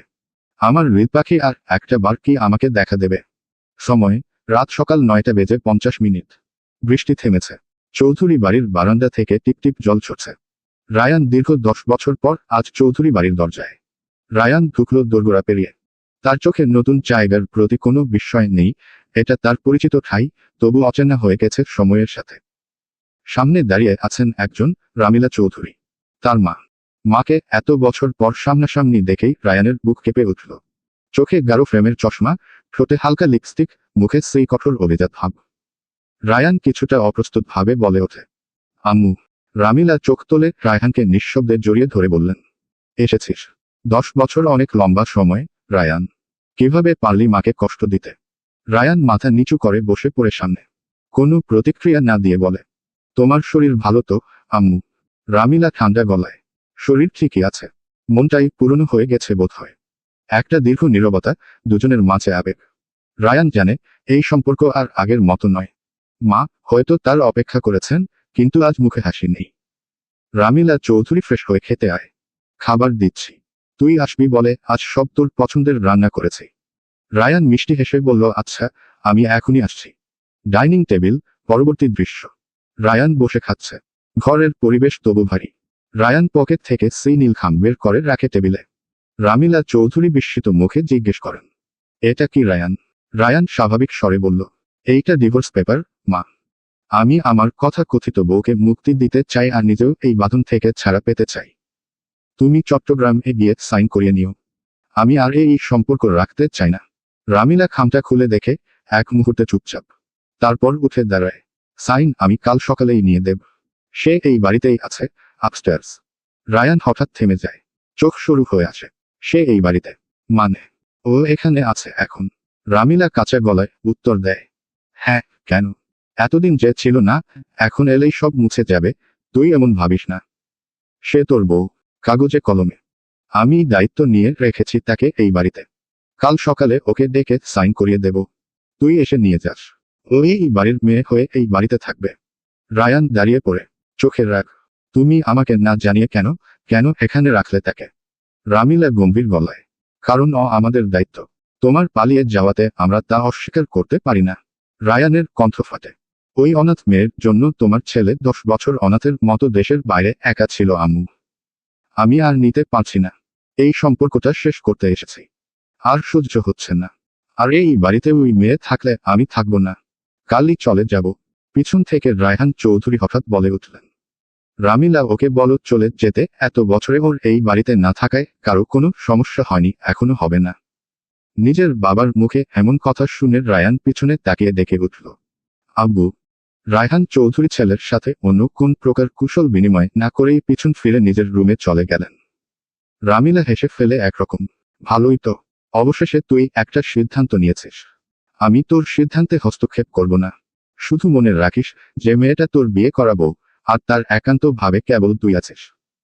যেটা না সে জানে আর না জানার উপায় রাখছিস তুই। রায়ান আর কিছু বলে না। শুধু নিঃশব্দে উঠে চলে যায় নিজের রুমে। অন্যদিকে চৌধুরী বাড়ির দোতলায় রায়ানের রুমের একদম পাশের রুমটাতে মীরা। ঘরটা আধো অন্ধকার। জানালার পাশে একটা বালিশে হেলান দিয়ে বসে আছে মীরা। চোখে হালকা ক্লান্তি। সারাদিনের চাপা আনন্দের শরীরটা আজ হালকা গরম গরম লাগছে। জ্বর ঠিক নেই, তবু শরীর কেমন যেন ভেতরে ভেতরে কাঁপছে। খেতে ইচ্ছে করেনি। নিচে যাবার মতো শক্তি পাচ্ছিল না। তাই আজ সে ডাইনিংয়ে নামেনি। তাকে খাওয়ার জন্য ডাকা হয়েছিল, এটাই স্বাভাবিক। তবে সে নামেনি। এবং সে জানেও না নিচে সেই মানুষটা এসে গিয়েছে, যাকে 10 বছর আগে কাগজে কলমে তার জীবনে ঠেলে দেওয়া হয়েছিল। Dash dash dash. রাত দুপুর 12টা বেজে 40 মিনিট। ঘুম আসছে না। মাথাটা ভার ভার লাগছে। মুখ শুকিয়ে আসছে। পেট কেমন যেন কুকড়ে আসছে। ক্ষুধা পেয়েছে। মীরা ধীরে ধীরে উঠে দাঁড়ায়। চোখে হালকা ক্লান্তি, হাতে একটা পাতলা শাল। পা টিপে টিপে নিচে নামে। Dash dash dash. ফ্রিজের সামনে রান্নাঘর। চৌধুরী বাড়ির মেইন কিচেন আধো আলোয় ভরা। ফ্রিজটা খুলে দেখে এক পাশে রেখে রাখা আছে ডাল, রোস্ট, ডিম ভুনা। একটা প্লেট টেনে নেয়, পাশে রাখা রাইস কুকারে হাতে গরম ভাত আছে। সাবধানে নিয়ে মাইক্রোওয়েভে গরম করে। অল্প ভাত মীরা নিজের প্লেটে তুলে বসে পড়ে ডাইনিং টেবিলের কোণে। একটা নিঃশব্দ রাত। সবাই ঘুমিয়ে, আর সে চুপচাপ বসে খাচ্ছে একা। তবু শান্তি লাগছে তার, পেটের ক্ষুধা কমছে, মনটাও একটু হালকা হচ্ছে। সে জানে না, উপরের ঠিক পাশের রুমেই, দরজার ওপাশে একজোড়া চোখ আজ ঘুমাতে পারেনি, শুধু একজন ভেজা মেয়ের রূপ আর নামহীন টান তাকে ঘুমে ভাসতে দিচ্ছে না। আর সে নাম না জানা সরশেষে নিচেই। চৌধুরী ভবন, গভীর রাত। একই সময়, দুপুর 12টা বেজে 47 মিনিট। ঘুম আসছে না। রায়ান বিছানায় হেপাস ওপাস করছিল। শরীর ক্লান্ত হলেও মন ছিল অদ্ভুত রকমের ব্যস্ত। তার মাথার ভেতরে যেন একটি দৃশ্য লুপ হয়ে বারবার ফিরে আসছিল। বৃষ্টির নিচে ঘূর্ণি ঘূর্ণি ঘুরে বেড়ানো এক মেয়ে। ভেজা কাঁধ, এলোমেলো চুল, খোলা চোখ, আর ঠোঁটের কোণে এক অসহ্য সুন্দর হাসি। রায়ান আজকে সকালেও বুঝতে পারেনি সে কি দেখেছে। কে ছিল সে? পাগল, শিল্প, শাস্তি, নাকি মুক্তি? রায়ানের কণ্ঠে ফিসফিস ছিল না, ছিল এক ধরনের পড়া আকুলতা। হঠাৎ তার গলা শুকিয়ে আসে। পানি খেতে ইচ্ছে করে প্রচণ্ডভাবে। রুমের পানির জগ খালি। আস্তে করে দরজার লক খুলে নিচে নামে। Dash dash dash. রান্নাঘর। ঘরটা প্রায় অন্ধকার। শুধু ফ্রিজের আলো আর এক কোণে রাখা ছোট টেবিল ল্যাম্প। রায়ান প্রথমে বুঝতে পারেনি কেউ সেখানে আছে। তার পা থেমে যায়। কিছু একটা আলো আটকে পড়েছে তার চোখে। একটা মেয়ে টেবিলের এক কোণে বসে আছে। সাদা ঘরের পোশাক, মাথায় হালকা ওড়না টানা, আর হাতের পাতায় ভাত। সে ধীরে ধীরে খাচ্ছে। চোখে ক্লান্তি, মুখে শান্তি। রায়ান প্রথমে তাকিয়ে বুঝতেই পারেনি ওই মেয়েটি শ্রীরেন্দ্রপ। তার মুখের কোণ ঝাপসা, তবু ঠোঁটের সেই মিষ্টি তিলটা অল্প আলোতে জলজল করছে শান্ত বাদামি চোখজোড়া। রায়ার বিস্মিত হয়ে চোখ বড় বড় করে তাকিয়ে মীরার খাওয়া দেখছে। হঠাৎই তার মনে পড়ল এটা তো চৌধুরী মেনশন, এখানে তার হৃদ পাখি কিভাবে আসবে? তবে কি সে ভুল দেখছে? এমন ভেবে রায়ান নিচে তাকিয়ে মাথা না সূচক নাড়ায় কয়েকবার এবং পরবর্তীতে আবার খেতে থাকা অপরূপ সুন্দরীর দিকে তাকিয়ে দেখে। সে তখন একইভাবে খেয়ে যাচ্ছে। একটা মানুষকে খেতে দেখার দৃশ্য কি এত স্নিগ্ধ হয়? ও কি সত্যি আমার সকালে দেখা অপ্সরা? রায়ান হঠাৎ একটু কেঁপে উঠে পেছনে সরে যায়, যেন নিজের হৃদয়ের শব্দ নিজেই শুনে ফেলেছে। তার ভিতরে কিছু একটা গুঞ্জন তুলল। শরীরও যেন খুব অদ্ভুত আবদার জানাচ্ছে তাকে ছুঁয়ে দেখার, কাছে টেনে নেওয়ার। Dash dash dash. সে তাকিয়ে আছে খুব ইচ্ছা নিয়ে, যেন পারলে এখনই নিজের ভিতর নিয়ে নেবে মিরায়াকে। তার খুব করে একটু ছুঁয়ে দেখতে ইচ্ছে করছে তার স্বপ্নের পরীকে। যেন কেউ তার কামনার ফুটন্ত রক্তের মধ্যে পানি ঢেলে দিচ্ছে। আগুনের মধ্যে আলো জ্বলছে। এই মেয়েটি একই মানুষ যাকে সে বৃষ্টিতে দেখেছিল। কিন্তু তখন সে ছিল এক রূপক, আর এখন সে এক বাস্তব। মুখে ক্লান্তি, কিন্তু সেই মুখে একটা ভয়হীন নীরবতা। যেন পৃথিবীর সব জোর সে হারিয়েছে, তবু কিছুই ছাড়েনি। তার চোখে আজ আর ঘূর্ণি নেই, আছে মায়া। তার হালকা গোলাপি ঠোঁটে আর হাসি নেই, তবু সেই নীরব ঠোঁট কেমন যেন কাঁপছে, একটা নিঃশব্দ মোহ বয়ে বেড়াচ্ছে। তার ওড়নার কোণে আলো পড়ে এক ধরনের সফেদ পবিত্রতা তৈরি করছে। সে খাচ্ছে, ভাতের এক চামচ যেন দীর্ঘ অভ্যাসে নয়, এক ধরনের অনিচ্ছার সাথে গিলে নিচ্ছে। এবং রায়ান নিজেকে ধরে রাখতে পারে না। এ মেয়েকে দেখে কারো মনে কামনার আগুন জ্বলে উঠবে, সে স্বীকার করে। কিন্তু সেই আগুনে আজ একটা অদ্ভুত জলের রেখা এসে ধাক্কা মারছে। যেন এই মেয়েটিকে ছুঁয়ে ফেলার তীব্র ইচ্ছা তার সুখ যন্ত্রণার কারণ হওয়া জরুরি। এই মেয়ে শুধু সুন্দর না, এই মেয়ে অসহ্যকর সুন্দর। তবে রায়ান এসব চিন্তা বাদ দিয়ে মাথা ছাকায়। রায়ান চট জলদি ফিরে যায়। কিন্তু কোনো এক অলক্ষ্যে মীরার হাত থেমে যায় এক চামচ ভাতের আগে। সেও জানে না কেন। মৃদু আওয়াজ করে, কে? কে ওখানে? ততক্ষণে রায়ান নিজের রুমে চলে যাওয়ার সে শুনতে পেল না মীরার ডাক। Dash dash dash. রায়ান উপরে এসে রুমের দরজা লক করে ভাবতে থাকে, আমি কি ওকে নিয়ে এত বেশি ভাবছি যে এখন আমি কল্পনা করছি তাকে আমার বাড়িতে। হ্যালুসিনেশন হচ্ছে আমার। কল্পনা না বাস্তব। কাঁধে ভার, চোখে অস্থিরতা। কিন্তু মাথায় তখনও ভাসছে সেই রান্নাঘরের দৃশ্যটা। একটা মেয়ে চুপচাপ এক কোণে বসে খাচ্ছিল। তবে এখন মনে হচ্ছে সবটাই কি কল্পনা? না না, ওখানে কেউ ছিল না। আমি হয়তো সকালবেলার বৃষ্টি ভেজা মেয়েটাকে এত বেশি ভাবছি যে কল্পনাতেই রান্নাঘরে বসিয়ে ফেলেছি। তার বুকের ভেতর এক অদ্ভুত চাপ অনুভূত হয়। হয়তো একটু ভয়, এই অনুভূতিটা যদি সত্যি কেবল কল্পনা হয়। কিন্তু কিছু একটা চঞ্চল করে তুলছে তাকে। রায়ান আবার নিচে নামে। আস্তে পা ফেলে রান্নাঘরে আসে। তবে এবার ফ্রিজের আলোয় কেউ নেই। টেবিল খালি, প্লেট নেই, চামচ নেই, এমনকি কোনো গন্ধ নেই যেন কিছু রান্না হয়েছিল। সে কিছুক্ষণ দাঁড়িয়ে থাকে, নিঃশব্দে। তারপর ফিসফিস করে নিজেকেই প্রশ্ন করে, সত্যিই কল্পনা করছিলাম? এতটাই কি গভীরে গিয়েছি আমি? একটা দীর্ঘশ্বাস তার ঠোঁট ছুঁয়ে বেরিয়ে আসে। Dash dash dash. মীরা খাওয়া শেষ করে সবকিছু গুছিয়ে নিজের রুমে ঘুমোতে চলে যায়। বিছানায় শোয়ার কিছুক্ষণের মধ্যেই মীরা ঘুমের রাজ্যে পাড়ি দেয়। তবে পাশের রুমে থাকা তার আইনগত স্বামী নিজের স্ত্রীকেই অন্য মেয়ে হিসেবে ভাবতে ভাবতে এক ঘুমহীন রাত পার করে। সকাল 7:25। চৌধুরী ভবনের সকালটা যেন আজ একটু বেশি হালকা। রোদের গায়ে ছিল না কোনো তেজ, বরং যেন মোলায়েম এক ছোঁয়া। সবার ঘুম ভাঙে ধীরে ধীরে। রায়ান বারান্দায় দাঁড়িয়ে ছিল। সারা রাত এক ফোঁটা ঘুম হয়নি তার নাম না জানা প্রেয়সীর চক্করে। তার হাতে এক কাপ কফি, চোখে কিছু অনাহুত চিন্তা। আজকের সকালটা অন্যরকম। আজ মায়ের কাছ থেকে ডিভোর্স পেপারে সই করিয়ে নিয়ে যেতে হবে। তার জীবনের এক অচেনা সম্পর্ক আজ শেষ হবে। Dash dash dash. নাস্তার টেবিলে সকলকে নাস্তার জন্য ডাকা হলো। রুদ্র এখনো নিচে নামেনি, ঘুমাচ্ছে সম্ভবত। রায়হান চৌধুরী ব্যবসার কাজে কাল রাতেই চট্টগ্রাম গেছেন। রামিলা চৌধুরী চুপচাপ, যেমনটা তার স্বভাব। রায়ানও খুব একটা কিছু বলছে না, তবে সে সুযোগ খুঁজছে কখন বলবে সইয়ের কথা। নাস্তা শেষ হতেই সে বলে, আম্মু, আমি অফিসে যাব 1 ঘন্টার মধ্যে। ওর থেকে সইটা করে দাও, আমি নিজে সাইন করে দিয়েছি। কাগজটা তোমার কাছেই থাক। রামিলা চৌধুরী চুপ থেকে কিছু সময় অতিবাহিত হওয়ার পর বলেন, রায়ান, বিয়েটা ছেলে খেলা নয়। আমি তোর আব্বুকে তোর এই সিদ্ধান্ত সম্পর্কে জানিয়েছি। তিনি মোটেও খুশি নন। আমরা দুজনেই চাই তুই আরো একটু ভেবে দেখ। রায়ান স্বাভাবিকভাবেই, আমি যা সিদ্ধান্ত নিয়েছি ভেবেই নিয়েছি, তা পরিবর্তন হবে না। আশা করি তোমরা দুজন আমার সিদ্ধান্তের সম্মান জানাবে, অন্তত পক্ষে এখন। কারণ এখন আর আমি ছোট নেই। ছেলেকে বোঝাতে ব্যর্থ রামিলা চৌধুরী একটা দীর্ঘশ্বাস ফেলে বললেন, ঠিক আছে, তুই যা চাইছিস তাই হোক। একটু দাঁড়া, আমি মীরাকে ডেকে দিচ্ছি। ও নিচে আসলে সাইন করিয়ে তোকে পেপারস দিয়ে দেব এখনই।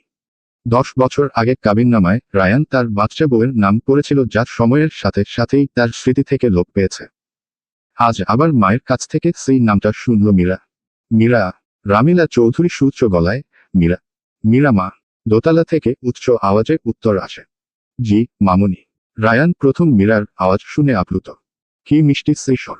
তবে সেই মিষ্টত্ব তার মুখে প্রকাশ পেল না। রামিলা চৌধুরী, একটু কাজ আছে, নিচে আয় তোমা। মীরা, আসছি মামুনি। Dash dash dash. উপরে নিজের ঘর থেকে বের হয় মীরা। আজকের দিনটা তার স্বপ্নের প্রথম দিন। ঢাকা বিশ্ববিদ্যালয়ে ভর্তি হতে যাচ্ছে সে। মীরা আজ পরেছে স্কাই ব্লু কালারের কুর্তি আর কাঁধে ভার্সিটির ব্যাগ। পায়ে নূপুর, হাতে সাদা চুড়ি। চুলগুলো খোলা, নরম দেও খেলানো।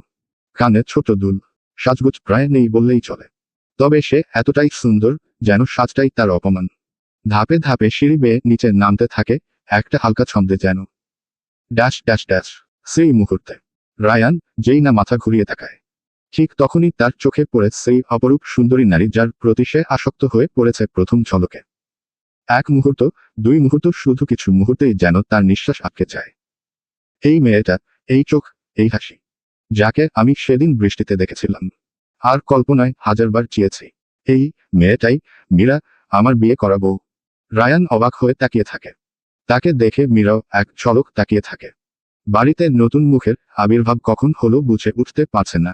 তবে সে চোখ সরিয়ে নেয় না, দেখেই চলেছে যেন সে চেনে তাকে। Dash dash dash. রায়ানের চোখ নিচে গিয়ে আটকে যায় নূপুরের আওয়াজে। তারপর উঠে যায় চুলের দুলুনিতে। তারপর চোখ, ঠোঁট, মুখ, গলা অবধি এসে দাঁড়ায়। তার ভেতরটা বলে, আরে না, এই মেয়েটা এত সুন্দর, এত স্নিগ্ধ। ও আমার বউ, আমার নিজের। পরবর্তীতে আবার নিজেই মুখে স্নিগ্ধ হাসি মুখে রেখে মনে মনে বলে, ধুর, কি সব বলছি। বউ অন্যের হবে কেমনে, আমারই তো। আমার বউ জান, আমার হৃদ পাখি। মানে, আমি কাল প্রথম দেখায় যার প্রেমে পরে খুঁজে বেড়ালাম, এখন হঠাৎই আমার বউ হয়ে হাজির।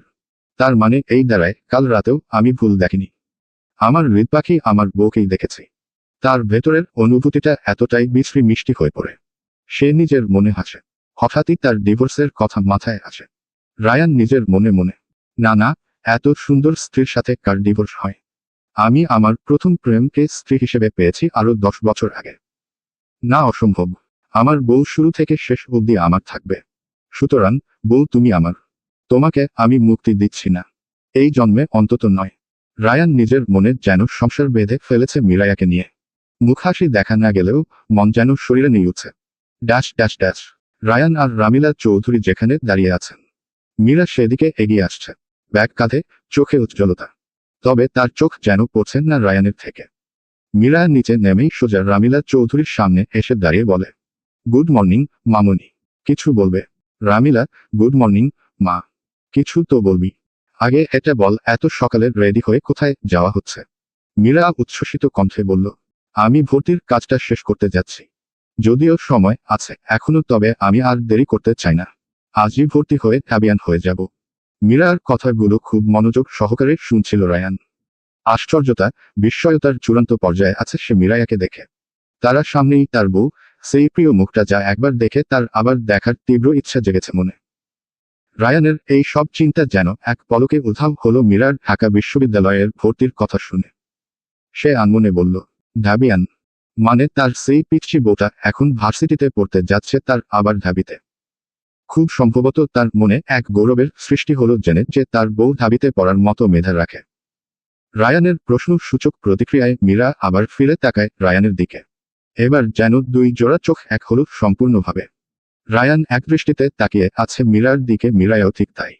দুজনের তাকানোর সময়কাল একটু দীর্ঘ হতেই রামিলা হালকা কাশি দিয়ে তাদের মনোযোগ ভঙ্গ করে বলেন, মীরা, তোদের আগে কখনো দেখা হয়নি তাই হয়তো চিনতে পারছিস না। ও আমার বড় ছেলে রায়ান কাল রাতেই আমেরিকা থেকে দেশে ফিরেছে। মীরা রায়ানের কথা শুনে একরাশ উত্তেজনায় মুখে হাসি নিয়ে রায়ানের দিকে তাকাতেই রায়ান মায়ের মুখে তার পরিচিতি দেওয়ার পর অত্যন্ত উৎসুক মনে মীরার দিকে তাকায়। মনে তার এক প্রশ্ন, এখন মীরা প্রথমবারের মতো তার সাথে কথা বলবে, তার উদ্দেশ্যে কিছু বলবে। কি বলবে? মীরা রায়ানের অপেক্ষার অবসান ঘটিয়ে মীরা নীরবতা ভেঙে সজোরে বলে উঠল, ওহ, এই তাহলে the great Rayan Chowdhury. Finally দেখা পেয়ে গেলাম। রায়ানের দিকে মুখ করে, আসসালামু আলাইকুম, কেমন আছেন রায়ান ভাইয়া? রায়ান আস্তাগফিরুল্লাহ। রায়ানের মীরার মুখে প্রথম দিনেই ভাইয়া ডাক শুনে কাশি উঠে যায়। মীরা আর রামিলা চৌধুরী হকচকিয়ে উঠল। মীরা, ও মা, হঠাৎ কি হলো আপনার রায়ান ভাইয়া? পানি খাবেন? পানি এনে দিব। রায়ান, নাউজুবিল্লাহ, বিষ এনে দেছে মুড়ি। সব আশায় পানি ঢেলে দিয়ে এখন পানি অফার করছে মনে মনে। রায়ানের কাশির গতি কমে এলে সে নিজেকে শান্ত করে মীরার দিকে কঠিন দৃষ্টিতে তাকায়। কারণ না বুঝলেও মীরা রায়ানের তাকানোতে রাগের ঝলক ঠিকই দেখতে পায়। মীরা রায়ানের চোখের দিকে আর তাকিয়ে থাকতে না পেরে রামিলা চৌধুরীর দিকে ঘুরে জিজ্ঞেস করল, মা, মামুনি, তুমি আমাকে ডাকছিলে কেন? কারণটা তো বললে না। রামিলা চৌধুরী হাতে থাকা ডিভোর্স পেপারটা মীরার দিকে বাড়িয়ে দিয়ে কিছু বলতে যাবে তার আগেই রায়ান পেপারটা তার মায়ের হাত থেকে নিয়ে নিল ছৌ মেরে এবং নিজের পিছনে লুকিয়ে ফেলল। রায়ানের এমন আচরণে মীরা ও রামিল চৌধুরী দুজনে আশ্চর্য হয়। তারা একই সাথে রায়ানের দিকে তাকালে রায়ান তাদের দুজনের চোখে পর পর তাকিয়ে তাদের প্রশ্নসূচক চাহনি দেখে সে নিজের এহেন কাজের মনগড় কারণ বিশ্লেষণ করার চেষ্টা করতে যাবে। এমন সময় হঠাৎ রায়ানের ফোনটা বেজে ওঠে। মাহির কল দিয়েছে। সাধারণত মাহিরের কল দেখলে সে বিরক্ত হয়। কারণ কল ধরা মাত্রই ও শুরু করে ঠাট্টা মশকরা, নিত্যদিনের অকারণ বকবক। রায়ানও মজা করে, গালি দেয়, খেপায়, কিন্তু গভীরভাবে ওদের সম্পর্কটা ছিল একেবারে দুষ্টু মিষ্টি। কিন্তু আজ পরিস্থিতি অন্য। রায়ানের মনে যেন এক প্রশান্তির হাওয়া বয়ে গেল। মনে মনে সে বেশ খুশি হলো, যেন এই যাত্রায় পার হয়ে যাওয়ার অজুহাত সে পেয়ে গেছে। রায়ান নিজের মনগড়া কাহিনী তৈরি বাদ দিয়ে সাথে সাথে খাবার টেবিল থেকে ফোনটা হাতে নেয়। ফোনটা হাতে নিয়ে অযথা এক রকম ব্যস্ততা দেখিয়ে বলে, ও সিট, আমি তো ভুলেই গেছিলাম আজ আমার মাহিরের সাথে সাইটে যাওয়ার কথা ছিল আম্মু। I am already late. I have to go. Bye bye. এক নিঃশ্বাসে রায়ান নিজের কথাগুলো বলে একবার মীরার দিকে তাকায়। মীরা ঠিক রায়ানের চোখেই তাকিয়ে আছে বিস্মিত হয়ে, যেন সে চোখ দুটোতে কিছু খুঁজছে। রায়ান মীরার তেমন ঘোরাল দৃষ্টি নিতে না পেরে চোখটা একটু সরিয়ে নিয়ে কানে ফোন ধরে মীরার গা ঘেঁষে তাকে পাশ কাটিয়ে চলে গেল সিঁড়ি বেয়ে উপরে। মীরা আর রামিলা চৌধুরী যেন কিছু বুঝে ওঠার আগেই পরিবেশটা শান্ত হয়ে গেল। দুজনই হতবাক হয়ে রায়ানের উপরে উঠে যাওয়ার দৃশ্য দেখতে থাকে। রায়ান সিঁড়ি বেয়ে উপরে উঠতে উঠতে, হ্যালো দোস্ত, আমি আসছি, একটু ওয়েট কর। মাহির ফোনের অপর পাশ থেকে রায়ানের অপ্রাসঙ্গিক কথা শুনে রায়ানের উদ্দেশ্যে বলে, কোথায় ওয়েট করব? তুই তো কিছু বলিসনি ভাই। আমি তো বাসায়, আমার রুমে। ফোনটা হাতে নিয়ে রায়ান দ্রুত গতিতে রুমে ঢুকে দরজা বন্ধ করল। তখনও তার বুকের ভেতর কেমন একটা অস্থিরতা। ফোনটা কানে নিয়েই রায়ান হঠাৎ উচ্ছ্বসিত হয়ে এক নিঃশ্বাসে বলে ফেলল, দোস্ত, তুই শুধু আমার বেস্ট ফ্রেন্ড না রে, আমার ভাই। ভাই ও না, আমার জান কলিজা উম্মাহ। মাহির রায়ানের কথায় চোখ ছোট করে একবার কান থেকে ফোনটা সরিয়ে চোখের সামনে এনে দেখে নিল সে রায়ানের সাথেই কথা বলছে কিনা। পর মুহূর্তেই আবার ফোন কানে ধরে বলে, দেখ দোস্ত, আমি স্ট্রেইট, আমার মেয়ে মানুষ ভালো লাগে। আমি তোকে শুধুই বন্ধু ভাবি, আমার নিজের ভাইয়ের মতো। তুই যেমন ভাবছিল আমি ওই রকম না আসলে। এই কারণেই তোর ভাবিকে সহ্য হয় না, আগে বলতে একটা ভালো ছেলেই খুঁজে দিতাম ওই ধরনের। রায়ান ফোনটা কানে নিয়ে হেসে বলে উঠল, এই যে হলো আবল তালো বকা। আচ্ছা থাক, আজ আর কিছু বলবো না তোকে। ভাই, এতদিনে কাজের মতো একটা কাজ করলি। একদম সময় মতো একটা কল দিলি, জানিস। উফ, কি টাইমিং।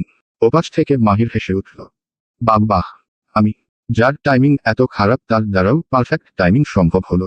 রায়ান হেসে বলল, ভাই, তুই আমার লাইফ সেভার। আরও 5 মিনিট দেরি করলে আমার কপাল থেকে সুখ, শান্তি, বউ সব একসাথে একটা সাইনের মাধ্যমে বিদায় নিত।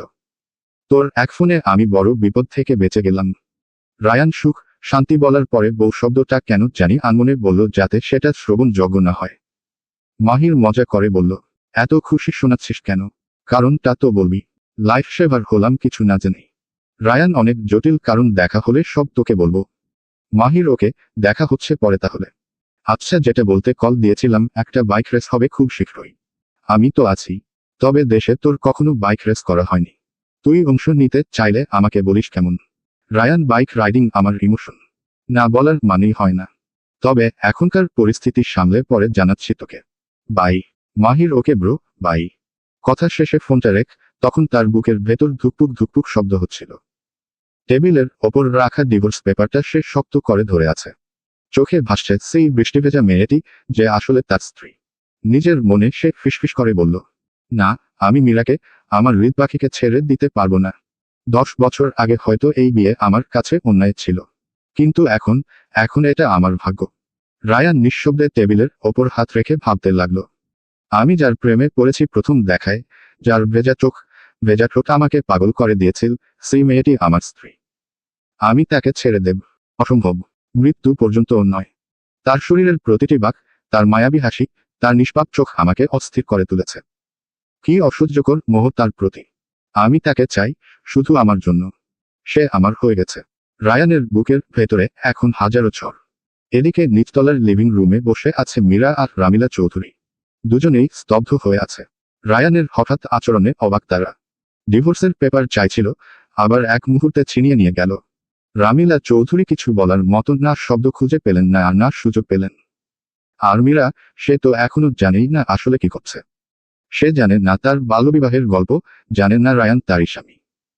এতদিনে প্রথমবার নিজের চোখে আমেরিকা ফেরত রায়ানকে দেখল। সে যখন সিঁড়ি বেয়ে নামছিল, মুহূর্তে পুরো বাড়িটার পরিবেশ যেন পাল্টে গিয়েছিল। মীরার দৃষ্টি আটকে গিয়েছিল একেবারে উপরের দিক থেকেই। রায়ানের উচ্চতা যেন ভয় ধরানো, আবার মুগ্ধতাও জাগানো। চারপাশে দাঁড়ানো মানুষের থেকে মাথা উঁচু করে থাকা এই ছেলেটা যেন অন্য এক জগৎ থেকে নেমে এসেছে। তারপর চোখ গেল শরীরের গঠনে। ঢিলা শার্টের ভেতর থেকেও বোঝা যাচ্ছিল ফিটনেসের ছাপ, প্রশস্ত কাঁধ, সোজা বুক, আর হাতের মাংসপেশি। হাঁটার সময় শার্ট হালকা নড়ে গিয়ে তার সিক্স প্যাকের আভাস যেন চোখে লাগল। আজ সকালে প্রথমবারের মতো রায়ানকে চোখের সামনে দেখেছে মীরা। আমেরিকা ফেরত এই যুবক, উচ্চতায় লম্বা, শরীরের গঠন মুগ্ধ করার মতো, একেবারে যেন সিনেমার নায়ক। মীরার বুকের ভেতরে হঠাৎ অদ্ভুত কাঁপুনি। সে নিজেকে সামলাতে পারছিল না। মীরার বুকের ভেতর হঠাৎ কেমন অস্থিরতা তৈরি হলো রায়ানের কথা ভাবতেই। সে নিজেকে সামলাতে না পেরে মনে মনে ফিসফিস করে বলল, আল্লাহ, ছেলেরা কি শুধু লম্বা চওড়া হলেই হয় না, নাকি কারো মুখও এমন আকর্ষণীয় হতে পারে? এমনও হতে পারে ছেলে মানুষও কি এত সুন্দর হয়, এত পরিপূর্ণ? শুধু উচ্চতা আর শরীরের গঠনই নয়, তার চোয়ালের ধার, চোখের গভীরতা, হাঁটার ভঙ্গি, সবকিছুতেই এক অন্যরকম আকর্ষণ। মানুষটা যেন জন্মেছে তাক লাগানোর জন্য। ছেলে মানুষ কেউ কি এত সুন্দর হতে হয়? তার চোখ আটকে রয়েছিল রায়ানের চোয়ালের ধারালো লাইন, যেটা হাসার সময় আরো উজ্জ্বল হয়ে উঠছিল। গলায় সুস্পষ্ট অ্যাডামস অ্যাপেলের উপস্থিতি যেন নজর কেড়ে নিতে যথেষ্ট। আবার তার হাঁটার ভঙ্গি যেন আত্মবিশ্বাসে মোড়ানো, প্রতিটি পদক্ষেপ বলে দিচ্ছে, আমি বীরের সাধারণ মানুষ নই। সে দৃশ্য মনে পড়তেই মীরার মনে হচ্ছিল, সে যেন নিজের অজান্তেই কোনো অদ্ভুত মোহে জড়িয়ে যাচ্ছে। শরীর গরম হয়ে উঠছে, বুক ধুকপুক করছে। তার ভেতর জন্ম নিচ্ছে প্রথম এক অজানা অনুভূতি। মীরার হৃদয়ে তখন অজান্তেই বেজে উঠছিল অন্যরকম ছন্দে।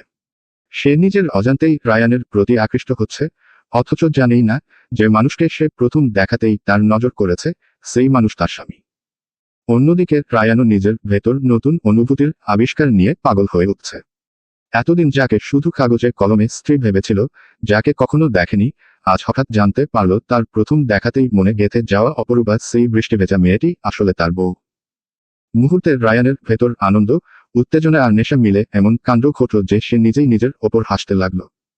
সে নিজের মনে বলল, আহা, কি লাকি আমি। মানুষজন লটারিতে কোটি টাকা জিতে খুশি হয়, আর আমি জিতেছি নিজের স্ত্রীকে। যে মেয়ে প্রথম দেখাতেই বুক কাঁপিয়ে দিল, সে আবার আমার বৈধ বউ। আইন কানুনও আমার পক্ষে আছে। বাহ, হে আল্লাহ, সব না চাইতেন দিয়েছ, এবার বউটাকে পটিয়ে দিও। সে আবার নিজেকে নিয়েই মজা করে কল্পনা করতে লাগলো। এখন যদি কাউকে বলি যে আমি নিজের বউয়ের প্রেমে পড়েছি, তারা হাসবে। কিন্তু কি করব? মেয়েটা যখন হাসে তখন আমার মনে হয় ওর হাসি দিয়ে বিদ্যুৎ তৈরি করা যায়, ঢাকা শহরের সব লোডশেডিং চলে যাক। আর তার চোখের দিকে তাকালে মনে হয় আমি যেন হাইওয়ের মাঝখানে দাঁড়িয়ে আছি, গাড়ি আসছে, তবুও সরতে পারছি না, শুধু তাকিয়ে থাকতে হচ্ছে করে। উফ, তবে আমার বউ আমাকে ভাইয়া কেন বলল? না, নিজের মেইল ইগোর কারণে এত বছর এই সুন্দরী বউ ছাড়া থেকেছি আর পসিবল না। নিজের রুমে নিজের 17 বছরের ছবি দেখে বলে উঠল, খুব শখ ছিল না আমেরিকায় যাওয়ার? এত কিসের কুরকুরানি ছিল? হ্যাঁ, তোর জন্য আজকে আমি বউ ছাড়া।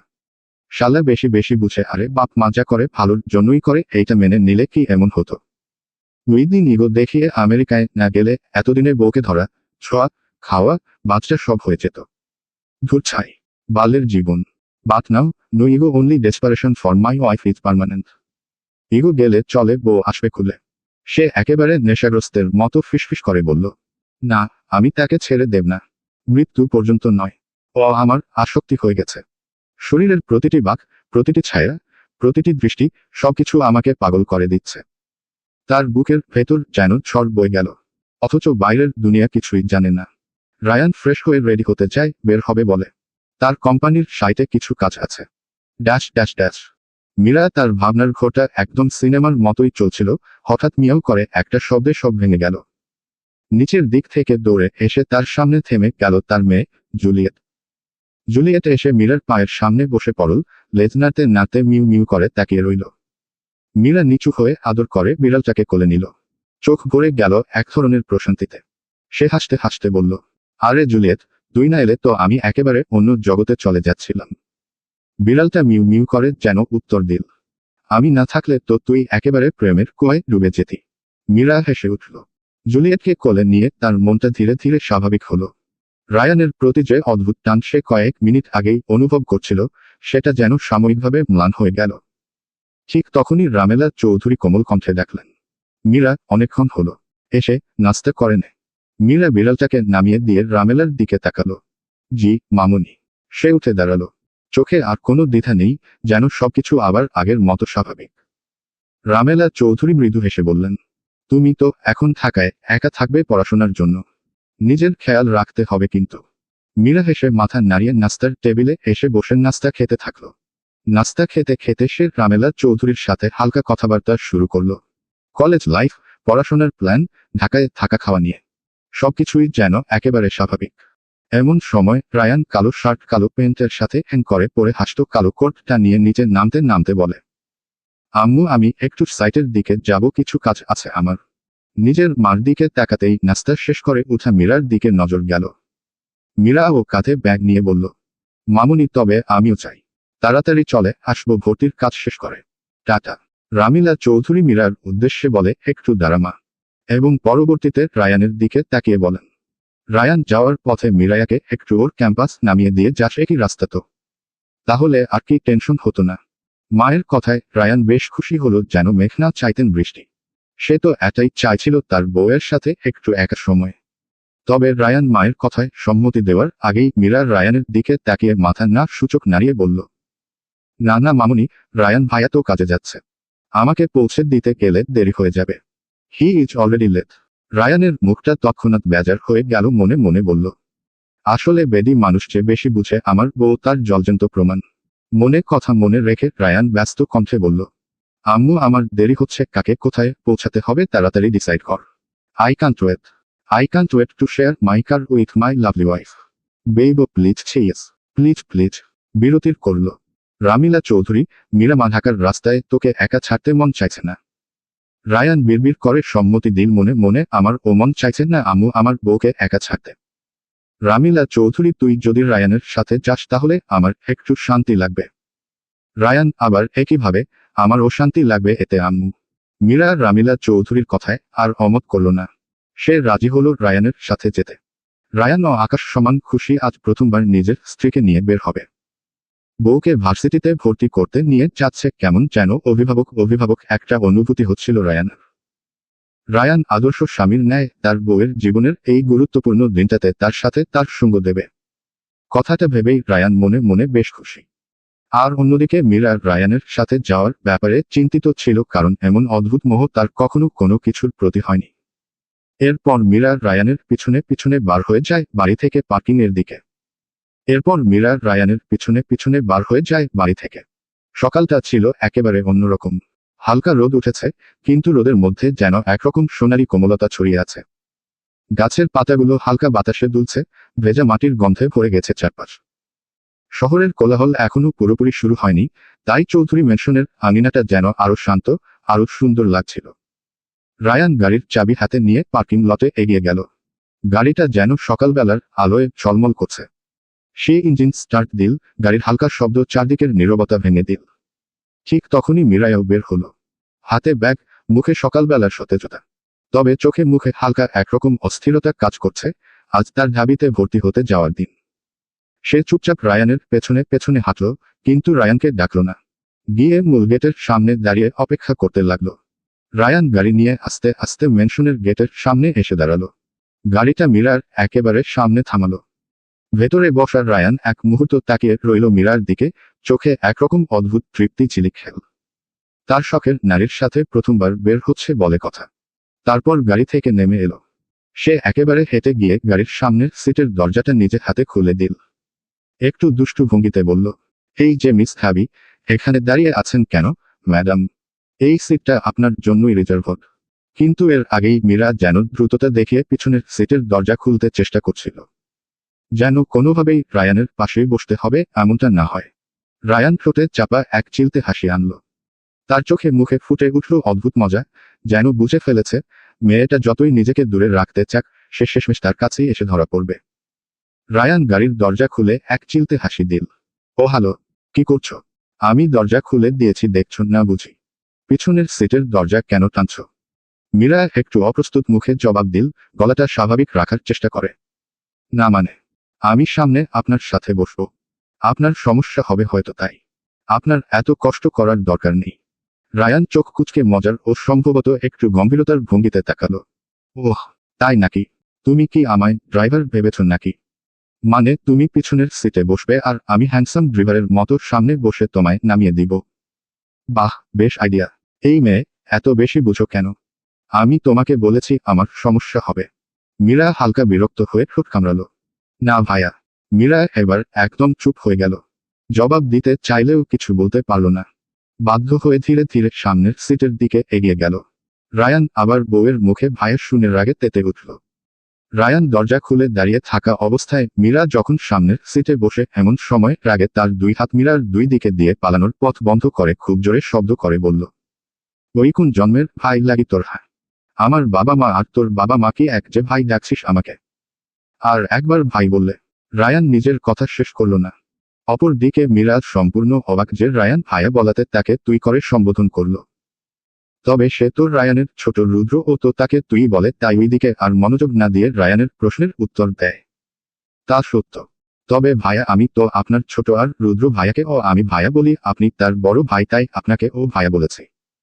রায়ান একটু গলা উঁচিয়ে বলল, দুনিয়ার সব তোর ভাই, একমাত্র আমি ছাড়া বুঝেছিস। আমাকে আর ভাইয়া ডাকবি না, চাইলে অন্য কিছু ডাকবি। মীরার তখন তার অজান্তেই শ্বাস প্রশ্বাসের গতি বৃদ্ধি পেল। প্রথমবারের মতো কোন পুরুষ এত কাছে এসেছে, তাও এত সুদর্শন। মীরা দৃঢ় চেতা হয়ে নিজেকে সামলে মৃদু আওয়াজ যে মাথা নিচু করে বলল, মীরা ভাইয়া কেন ডাকা যাবেন না রায়ান ভাইয়া? আর অন্য কিছুই বা আমি কি ডাকবো আপনাকে? রায়ান মীরার মুখের দিকে একটু ঝুঁকে ঠোঁটের রহস্যময় হাসি নিয়ে বলল, শোন আমার হৃদ পাখি, আমার ভাই শব্দতে অ্যালার্জি আছে, তাই ভাইয়া ডাক নিতে পারছি না। আর খুব অস্বাভাবিকভাবে আমার এই অ্যালার্জিটা কেবল তোমার ক্ষেত্রেই কাজ করছে। রায়ান কিছু সময় নিয়ে দুষ্টু হাসি দিয়ে ভেবে আবার বলল, এক কাজ করো হৃদ পাখি, তুমি বরং আমাকে ভাইজান বলে ডাকো, যেহেতু তোমার ভাই ডাকার খুব ইচ্ছে। তবে ওই যে বললাম আমার অ্যালার্জি আছে, তাই ভাই বাদে শুধু জান ডাকতে পারো। মীরা এবার যেন আশ্চর্যের চূড়ান্ত পর্যায়ে চলে গেল। মনে মনে ভাবল রায়ান কি তার সাথে মজা করছেন না সিরিয়াসলি ফ্লার্ট করছে। সে বড় বড় চোখ করে রায়ানের দিকে তাকিয়ে থাকলো, কিছুই বলতে পারল না। মুখে যে সব শব্দরা চুপ হয়ে গেছে। তার সামান্য লজ্জা ও করছে, যার কারণে শুভ্র সাদা গাল দুটো রক্তিম বর্ণ ধারণ করেছে। রায়ান মিরায়াকে এমন অস্বস্তিকর ভাবে লজ্জা পেতে দেখে ঠোঁট কামড়ে হাসল। পরক্ষণেই মীরার টোল পড়া ডান গালটা আলতো হাতে টিপে দিল। মীরা রায়ানের স্পর্শে মৃদু কেঁপে উঠল। প্রথম ছোঁয়া যেন রন্ধ্রে রন্ধ্রে দোলা দিয়ে গেল দুজনে মনেই। রায়ান মীরার পথ ছেড়ে গাড়ির ছাদে নিজের হাত রেখে মিরায়াকে জায়গা করে দেয় গাড়ির ভেতরে গিয়ে বসার জন্য। মীরা হতভম্ব হয়ে বাধ্য হয়ে সামনের সিটে বসতে গেল। সে ভেতরে ঢুকতেই রায়ান হাত বাড়িয়ে গাড়ির ছাদের দিকে ইশারা করল। সাবধানে, মাথা লাগাবে না। তোমার এই মাথাটা কিন্তু আমার জন্য ভীষণ দামি, মানে খুব প্রিয়। মীরা একবার চোখ পাকিয়ে চুপচাপ বসে গেল। রায়ান হাসিমুখে দরজা বন্ধ করতে করতে ফিসফিস করে বলল, এই তো ঠিক জায়গায় বসেছ। তোমার আসন কখনোই পেছনে না, সবসময় আমার পাশে, বেইবি। মীরা গাড়িতে উঠে বসে, আর রায়ান ও গাড়ি অপর পাশে গিয়ে ড্রাইভিং সিটে বসে। স্ত্রীর পাশে বসে রায়ানের খুব সতেজ লাগছিল নিজেকে। মীরা গাড়িতে উঠে চুপচাপ জানালার বাইরে তাকিয়ে রইল, কিন্তু সিট বেল্ট পরার নামই করল না। রায়ান কয়েক মুহূর্ত তাকিয়ে থেকে হালকা মুচকি হাসল। ম্যাডাম, সিট বেল্টটা পরবেন না নাকি আমার উপরই ভরসা করে বসে আছেন? মীরা চমকে তাকালো। ওহ, আমি খেয়ালই করিনি। কথা শেষ হবার আগেই রায়ান হেলান দিয়ে তার দিকে ঝুঁকে এল। একেবারে খুব কাছাকাছি চলে আসতেই মীরার নিঃশ্বাস আটকে গেল। রায়ানের পারফিউমের তীব্র গন্ধে হঠাৎ যেন বুকের ভেতর ঢেউ তুলল। চুপচাপ থাকো, আমি পরিয়ে দিচ্ছি। রায়ানের গলাটা অদ্ভুত গভীর আর নেশাক্ত শোনাল। মীরার বুক কেঁপে উঠল। আপনি বসুন, আপনাকে কষ্ট করতে হবে না, দরকার নেই, আমি নিচেই। কথাটা শেষ করার আগেই রায়ানের আঙুল তার গলার কাছে ছুঁয়ে গেল। ধীরে ধীরে সিটবেল্ট টেনে এনে কাঁধের উপর দিয়ে বেঁধে দিল। প্রতিটা নড়াচড়ায় যেন ইচ্ছে করে বেশি সময় নিচ্ছে। সুযোগের সর্বোচ্চ ব্যবহার করছে মিরায়াকে একটু ছুঁয়ে দেখতে। রায়ান ঠোঁট বাঁকিয়ে ফিসফিস করে বলল, শোন হৃদ পাখি, আমি ছাড়া এই সিট বেল্ট লাগানোর অধিকার কেউ যেন না পায়। আর এইটা কষ্ট না, ইটস মাই প্রিভিলেজ। মীরা হকচকিয়ে চোখ নামিয়ে ফেলল, তার গাল লাল হয়ে উঠছে। আপনি অনেক বেশি কথা বলেন। রায়ান মৃদু হেসে আরো কাছে ঝুঁকল, তার চোখে দুষ্টু ঝিলিক। তুমি না চাইলে চুপ থাকবো, তবে মনে রেখো, তখন মুখে কথা না হলেও মনোভাবে ঠিকই হবে। সিট বেল্ট লক করতে ক্লিকের শব্দ হতেই মুহূর্তটা ভেঙে গেল। কিন্তু দুজনের চোখে চোখ আটকে রইল কয়েক সেকেন্ডের জন্য।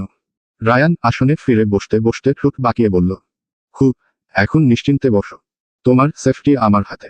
মীরা বিরক্ত গলায় বলল, এত অভিনয় না করলেই পারতেন। রায়ান গম্ভীর ভান করে বলল, অভিনয় না, এটা দায়িত্ব, তবে স্বীকার করছি, এই দায়িত্বটা আমি ভীষণ এনজয় করব। মীরা কেবল শুনেই যাচ্ছে, তার মুখে কোনো কথা নেই, সব যেন গলার মাঝে এসে জমাট বেঁধেছে। রায়ান পরবর্তীতে নিজের সিটে বেল্ট লাগিয়ে গাড়ি চালাতে থাকে। চৌধুরী বাড়িতে সোরা ঘুম থেকে উঠেই রেডি হয়ে নিচে নামে নাস্তার জন্য। ঢাকায় এসে সে নতুন নতুন কলেজে ভর্তি হয়েছে। কিছু দিন দিয়ে কলেজকে বেশ আপন করে নিয়েছে, সেই সাথে তার নতুন কিছু বন্ধু হয়েছে। নাস্তা শেষ করেই সোরা তার কলেজের রাস্তায় রওনা দেয়। দুপুরের ব্যস্ত রাস্তাটা তখন বিয়রভাট্টায় ভরে উঠেছে। চারপাশে মানুষজন চলাফেরা করছে, গাড়ির হর্নে কান ঝালাপালা। মাঝখানে হঠাৎ করেই তিনজন দুষ্কৃতিকারী এক অসহায় দম্পতিকে নির্দয়ভাবে ধাক্কা দিচ্ছিল। ঠিক সেই সময়ই মাহির এগিয়ে এলো। মাহিরের চোখে একরকম দৃঢ়তা, যেন অন্যায়ের সামনে দাঁড়ানো তার জন্মগত স্বভাব। সে হাত বাড়িয়ে বৃদ্ধ মানুষটিকে আড়াল করল, আর মুহূর্তের মধ্যে তার মুঠিবদ্ধ মুঠি তিনজনকে সামলাতে লাগলো। যাওয়ার পথে হঠাৎ জ্যামে পড়ে সোরা। সামনে কিসের যেন হট্টগোল চলছে রাস্তায়। সে বিরক্ত হয়ে রিকশা থেকে নেমে সামনের দিকে যায় কি হয়েছে তা দেখতে। ভিড় ঠেলে সোরা একটু সামনে এগোতেই দেখতে পেল একজন ছেলে কিছু বখাটে লোকের সাথে মারামারি করছে। সোরা কৌতূহলে তার পাশে দাঁড়িয়ে থাকা একজনকে জিজ্ঞেস করে, রাস্তার মাঝে এরা এমন মারামারি কেন করছে জানেন আঙ্কেল? উত্তরে, আরে আর বলো না মা, যা দিনকাল পড়েছে। গুইয়ে ওই ছেলেটাকে দেখছো যে মারছে লোকগুলোকে, ওই ছেলেটা ভালো মানবতার খাতিরে এই দম্পতির সাহায্য করতে এগিয়ে গেছে, আর এখন নিজেই ঝামেলায় জড়িয়ে পড়ল। লোকটা মারামারি করতে থাকা মাহির আর এক দুস্থ দম্পতির দিকে নির্দেশ করে কথাগুলো বললেন। সোরা, এটা কেমন সাহায্য হলো? এমন মারামারি করে কি সাহায্য হয়? উনি ভালো হলো কিভাবে? লোক, আরে মা, এই দম্পতি নতুন ঢাকায় এসেছেন চিকিৎসার জন্য। আর এই শয়তান লোকগুলো তাদের ভয় দেখিয়ে তাদের থেকে টাকা নিয়ে চাওয়ায় এই ছেলেটা এসে প্রতিবাদ করে। আর ওই বদমাশগুলো একসাথে হামলে পড়ে ওর উপর। তবে দেখো, সে নিজেই একসাথে তিনজনকে রায়ে পেটাচ্ছে। লোকটার মুখে সম্পূর্ণ ঘটনার বর্ণনা শুনে সোরা মুগ্ধ হয়ে একবার তাকায় মাহিরের দিকে। হঠাৎই যেন চোখগুলো অবধ হয়ে আসুক, সে কোনোভাবেই সরাতে পারছে না আর না পলক পড়ছে। মাহির আজ সাধারণ একটা কালো ফিট শার্ট পরেছিল, হাতে গুটিয়ে রেখেছিল কনুই পর্যন্ত। শক্তপোক্ত বাহুগুলো যেন আলাদা করে দৃশ্যমান হচ্ছিল। প্রতিটি খুশিতে তার বাহুর পেশিগুলো টানটান হয়ে উঠছিল, দৃশ্যটা যেন সিনেমার হিরোর মতো। কালো প্যান্টের সঙ্গে তার লম্বা দেহটা একদম নিখুঁতভাবে ফুটে উঠছিল। ঘামে ভিজে তার কপালে পড়ে থাকা কিছু চুল চোখে এসে পড়েছিল, আর সেগুলো সরে যেতে দিতে না দিয়ে সে বারবার মাথা ঝাঁকাচ্ছিল। সেই মুহূর্তগুলোতে সোরার মনে হচ্ছিল, এমন অস্বাভাবিক নজর কারা কেউ হতে পারে। লোকগুলোকে পালিয়ে গেল কিছুক্ষণের মধ্যে।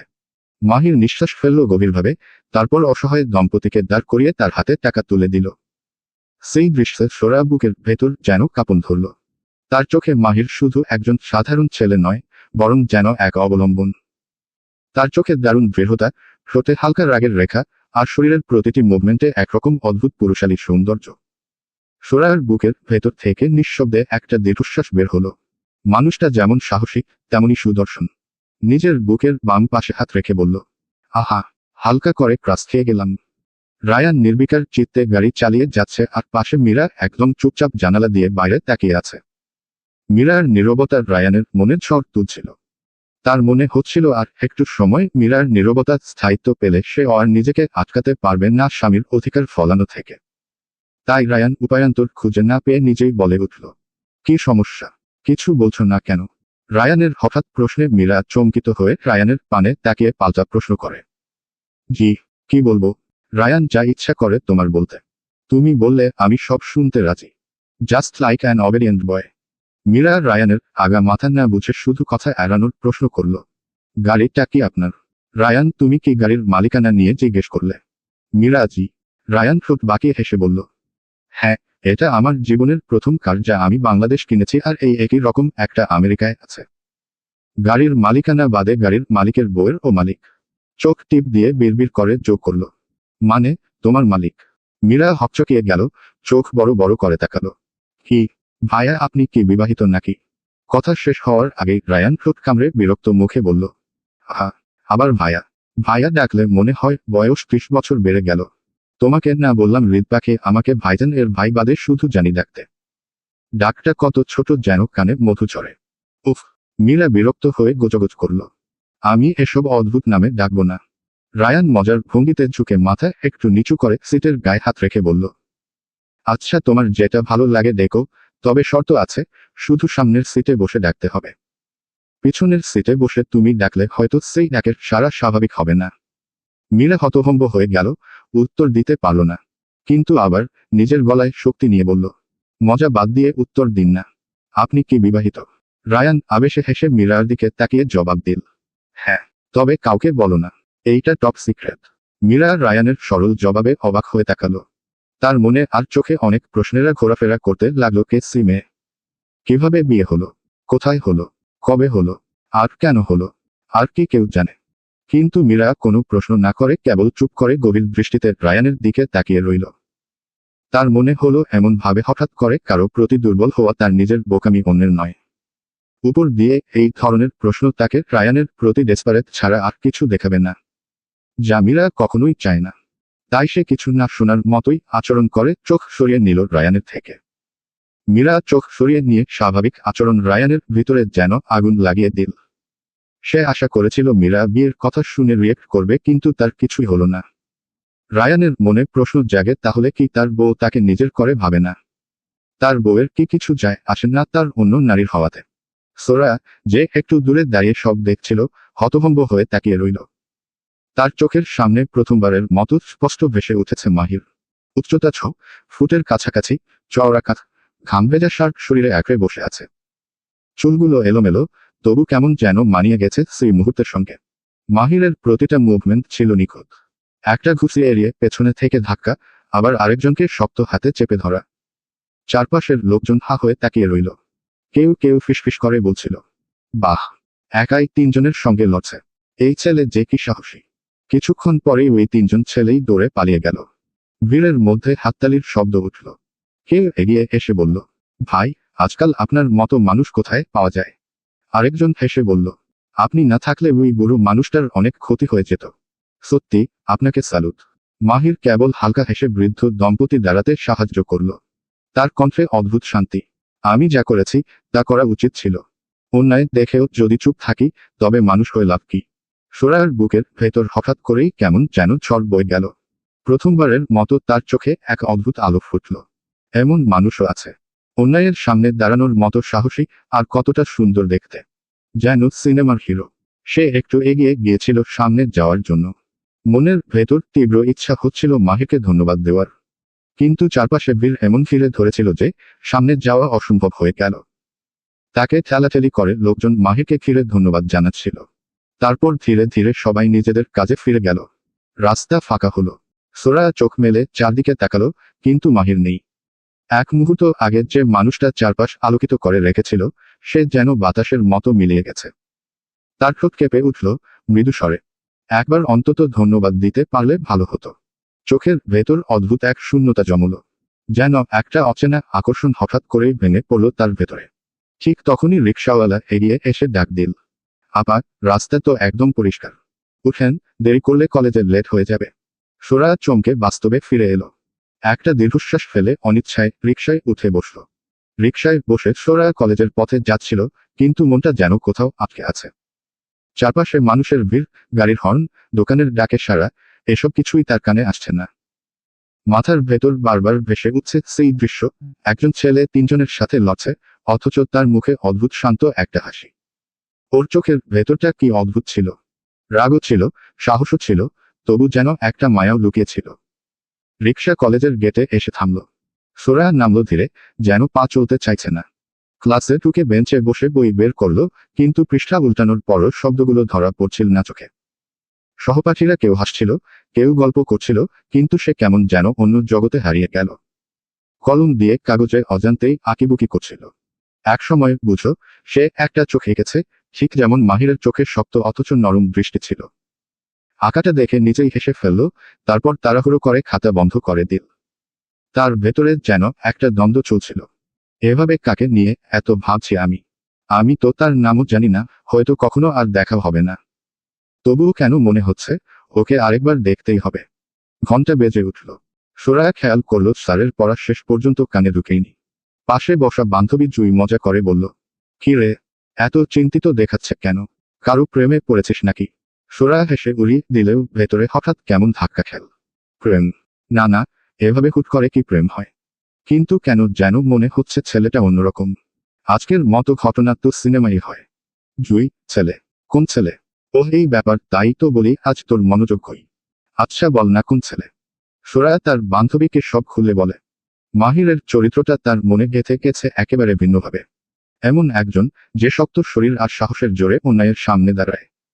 তবু অহংকার নেই, বরং কাজটা করার পর খুব সহজভাবে বলে, এটা করা উচিত ছিল। সোরায়ার চোখের সামনে আবার ভেসে উঠল মাহিরের লম্বা চেহারা, পরিপাটি শার্ট, হালকা দাড়ি, আস্তে হাসি। অদ্ভুতভাবে মনে হলো যেন ভিড়ের ভেতর থেকে শুধু তাকেই আলাদা করে চোখে পড়ে। ক্লাসের পড়া শেষ হলেও সোরা যেন নিজের ভেতরই ডুবে থাকল। বুকের ভেতরে ছোট্ট একটা আশা গোপনের জন্ম নিল, হয়তো আবার কোথাও দেখা হবে। ক্লাসের শেষে স্যার যাওয়ার পর সবাই ক্লাবস থেকে বের হয়ে যায়। হাঁটতে হাঁটতে জুই সোরায়াকে খেপায়, বান্ধবী আমার রাস্তায় নাগর জুটিয়ে এসেছে। নাগরের নামও জানে না। সোরা, উফ, তুই চুপ করবি, তোকে বলাই ভুল হয়েছে আমরা। জুই দোস্ত যেভাবে বর্ণনা দিলি, মনে তো হলো এক দেখাতেই পা থেকে মাথা অবধি স্কিন করে নিয়েছিস। জুই কৌতূহলে সোরায়াকে এক কাঁধে একটু ধাক্কা দিয়ে জিজ্ঞেস করল, আচ্ছা দোস্ত, তোর নাগর দেখতে কেমন ছিল রে? সোরা জুইয়ের কথায় বিরক্ত হলেও মাহিরের কথা উঠতেই তার মুখে হাসি ফুটে উঠল। সোরা জুইয়ের ধাক্কায় সামান্য সামনে ঝুঁকে যায়, পরে নিজেকে সামলে মুখে দুষ্টু একটা হাসি নিয়ে পিছনের দিকে ফিরে সজোরে দুই লাইন গান গায়। দেখিতে সোনার নাগর, গো, চাঁদেরও সমান। এই বলে সে সামনের দিকে ফিরে দৌড় দেয় হাসতে হাসতে। পিছন পিছন জুইও দৌড়ায়। মেইন রোডে নীরবতায় ঘেরা গাড়ি চলছে। এক পর্যায়ে রায়ান মীরা ঢাবির ক্যাম্পাসে পৌঁছায়। ক্যাম্পাসে পৌঁছে মীরা সিট বেল্টটা খুলতে থাকে আর রায়ান নিজের গাড়ি থেকে বের হয়ে মীরার জন্য গাড়ির দরজাটা খুলে দিল। রায়ানের এমন আচরণে মীরার মনে শান্ত হাওয়া বয়ে গেল। মীরা গাড়ি থেকে বের হয়ে রায়ানের দিকে তাকিয়ে রায়হানকে বলল, ধন্যবাদ আপনাকে, আপনি এখন আপনার কাছে যেতে পারেন। এমনিতেই অনেক দেরি হয়ে গেছে আপনার। রায়ান মীরার দিকে হা করে তাকিয়ে আছে, যেন এত দেখেও তৃপ্তি পাচ্ছেন না সে। সে হালকা দৃঢ় কণ্ঠে বলল, শোন, ভর্তির কাজ শেষ করবে আগে আর কোনো সমস্যা হলে বা সব কাজ শেষ হয়ে গেলে আমাকে কল করবে, ঠিক আছে? মীরা আশ্চর্য হয়। কেন? রায়ান, কেন? এর উত্তর তোমার জানতে হবে না। যা বলেছি তাই করবে। আমি বলেছি তাই, বুঝতে পেরেছ? মীরা কথা না বাড়িয়ে শ্বাস নিয়ে বলল, খুব পেরেছি। Ryan good girl. মীরা, কিন্তু কিভাবে কল দিব আপনার সাথে আজ দেখা, আমার কাছে আপনার নাম্বার নেই। রায়ান মনে মনে অশিট, বউয়ের নাম্বারই নেওয়া হয়নি আমার। রায়ান নিজের ফোন বের করে বলল, তোমার নাম্বার বলো। মীরা কোনো ভাবনা ও প্রশ্ন ছাড়াই তার নাম্বার বলে, এবং সাথে সাথেই একটা কল ঢুকে। মীরা ব্যাগ থেকে তার ফোনটা বের করে দেখে একটা unknown number. Rayan, that's me. Save করে রাখো। এই নাম্বার কল দিলেই হবে। মীরা, ওকে। রায়ান, ঠিক আছে, সময় হয়ে গেছে, ভিতরে যাও। ঠিকভাবে ভর্তির সব কাজ শেষ করবে। সাবধানে থাকবে, আর যেটা বললাম, কোনো সমস্যা হলে কিছু না ভেবে আমাকে কল দেবে। আর হ্যাঁ, একা বাড়ি যাবে না। সব শেষে আমাকে কল দেবে, আমি নিতে আসব। এখন যাও। মীরা রায়ানের কথাগুলো মনে দিয়ে শুনে হকচকিয়ে উঠে রায়ানকে বলল, আরে না না, আমাকে নিয়ে আসতে হবে না, কষ্ট করে। আমি একাই চলে যেতে পারবো।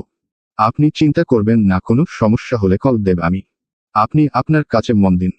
রায়ান একটু রাগী গলায় মীরার দিকে এক পা এগিয়ে গিয়ে বলল, তোমার সংক্রান্ত যে কোনো কাজ আমার কাজ, যে কোনো সমস্যা আমার সমস্যা, যে কোনো চিন্তা আমার চিন্তা।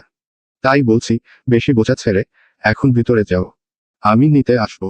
রায়ান আরো মালায়ালম কাছে গিয়ে বলল, কল না দিলে এমনিই আসবো, আর এসে তোমাকে না পেলে ব্যাপারটা মোটেও ভালো হবে না রিদ পাখি। Mind it. মীরার গলা কেমন যেন হঠাৎ শুকিয়ে গেল ভয়ে। সে রায়ানের দিকে মায়া মায়া চোখে তাকালো, আর রায়ান মীরার তাকানোতে দুর্বল হয়ে গেল। রায়ানের দৃঢ় পা দুর্বল হয়ে হালকা পিছনে চলে যায়।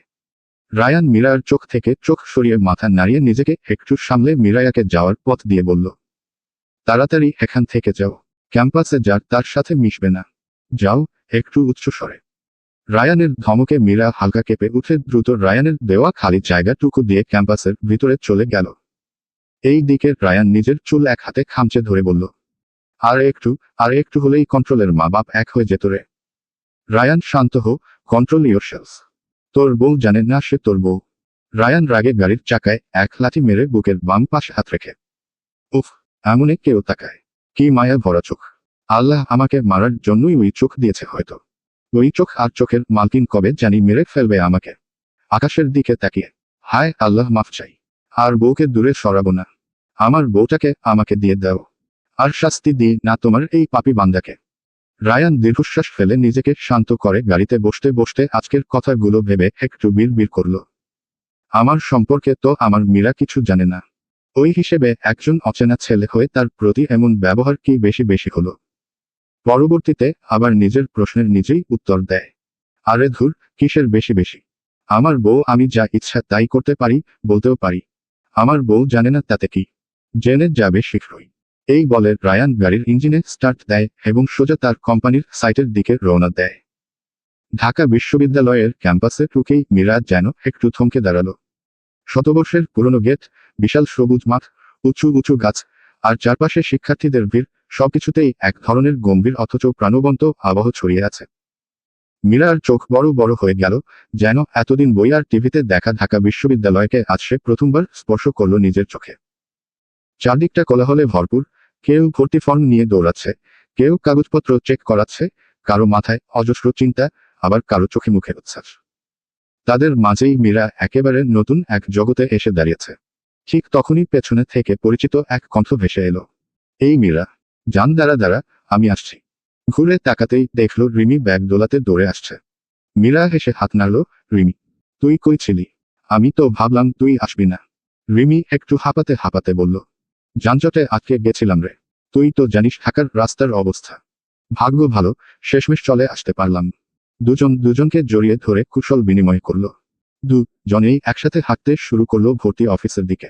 ভিড় ঠেলে হেগোতে হেগোতে রিমি ফিসফিস করে বলল, আমরা কিন্তু যেমন ঠিক করেছিলাম, ঠিক সেভাবেই ফর্ম জমা দিব।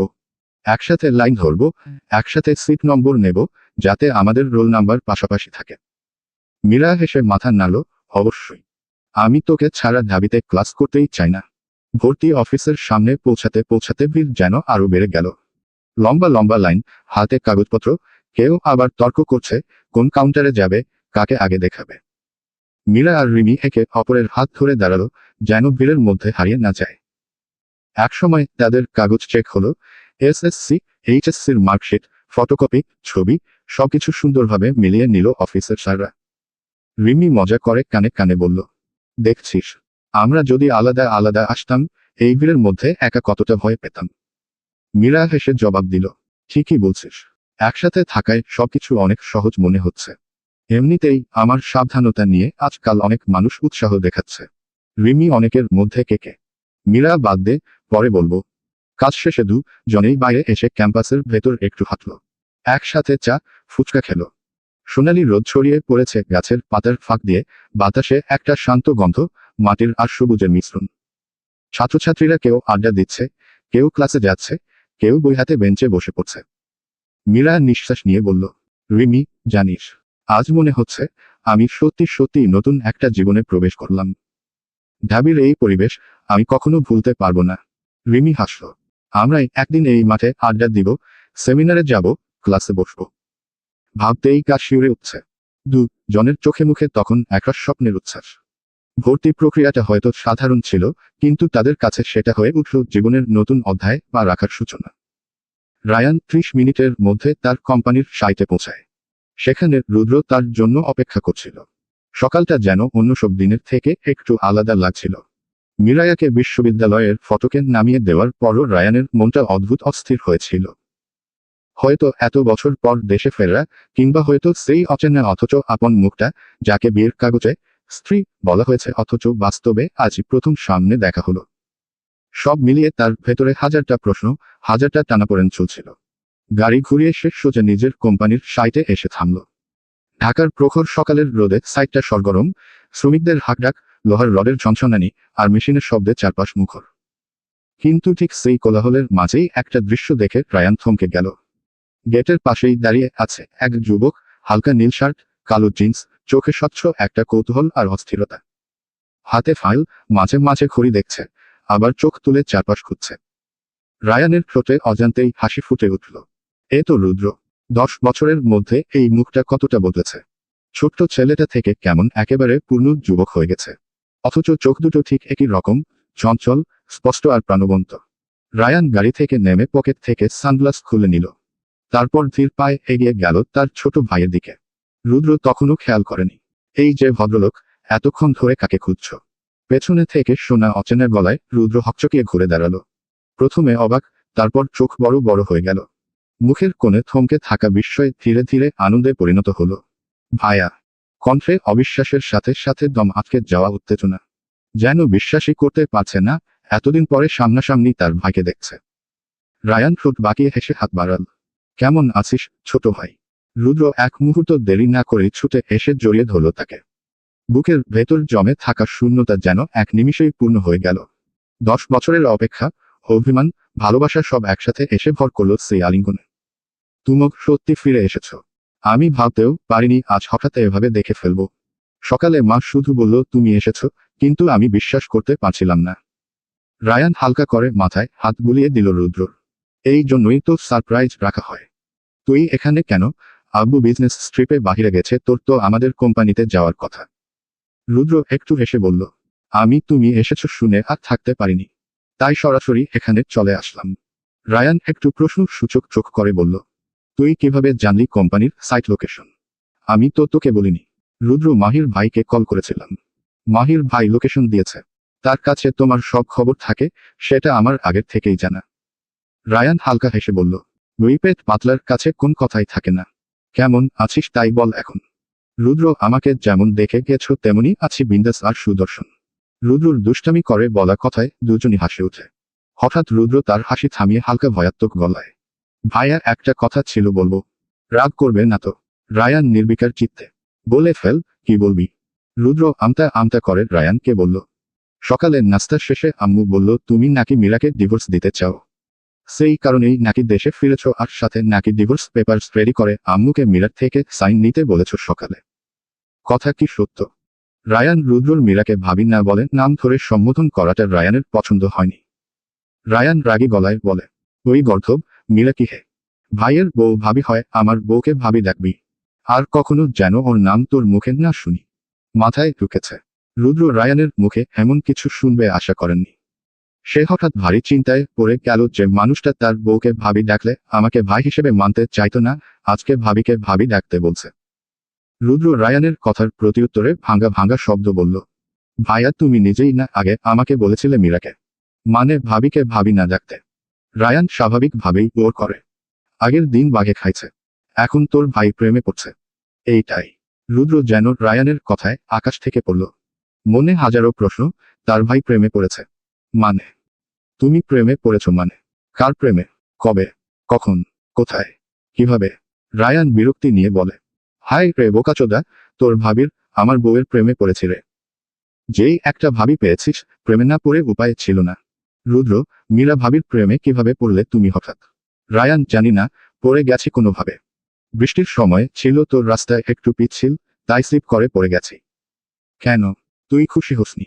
রুদ্র মুখে স্নিগ্ধ হাসি নিয়ে, আরে বাবা কি বল, খুশি হব না কেন?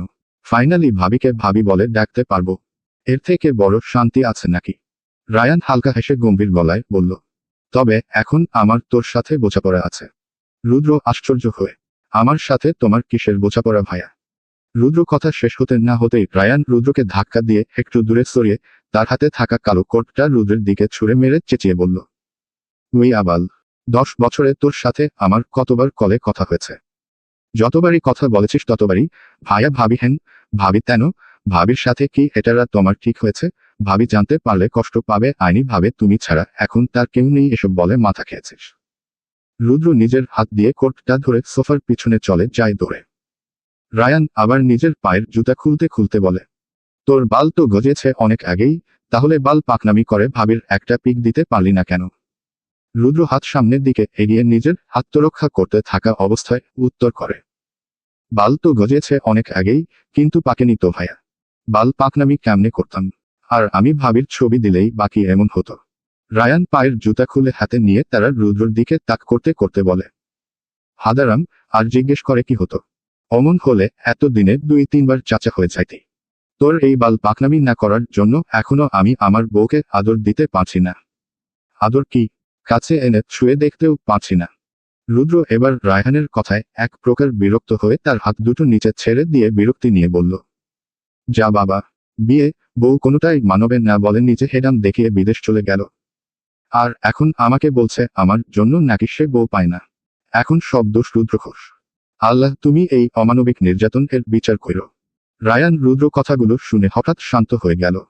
হাতে নিয়ে রাখা জুতাটা নিতে হলে শরীর ছেড়ে দিয়ে সোফায় বসে পড়ল। রায়হানকে এমন হঠাৎ শান্ত হয়ে যেতে দেখে নিশ্চুপ হয়ে যায়। রুদ্র হালকা পায়ে রায়নার কাছে এসে সোফায় তার পাশে বসে রায়ানের কাঁধে হাত রেখে বলে, আরে ভাইয়া মজা করেছি, আল্লাহর কাছে দোয়া করব আমি যেন তুমি তোমার বউকে দ্রুত পেয়ে যাও।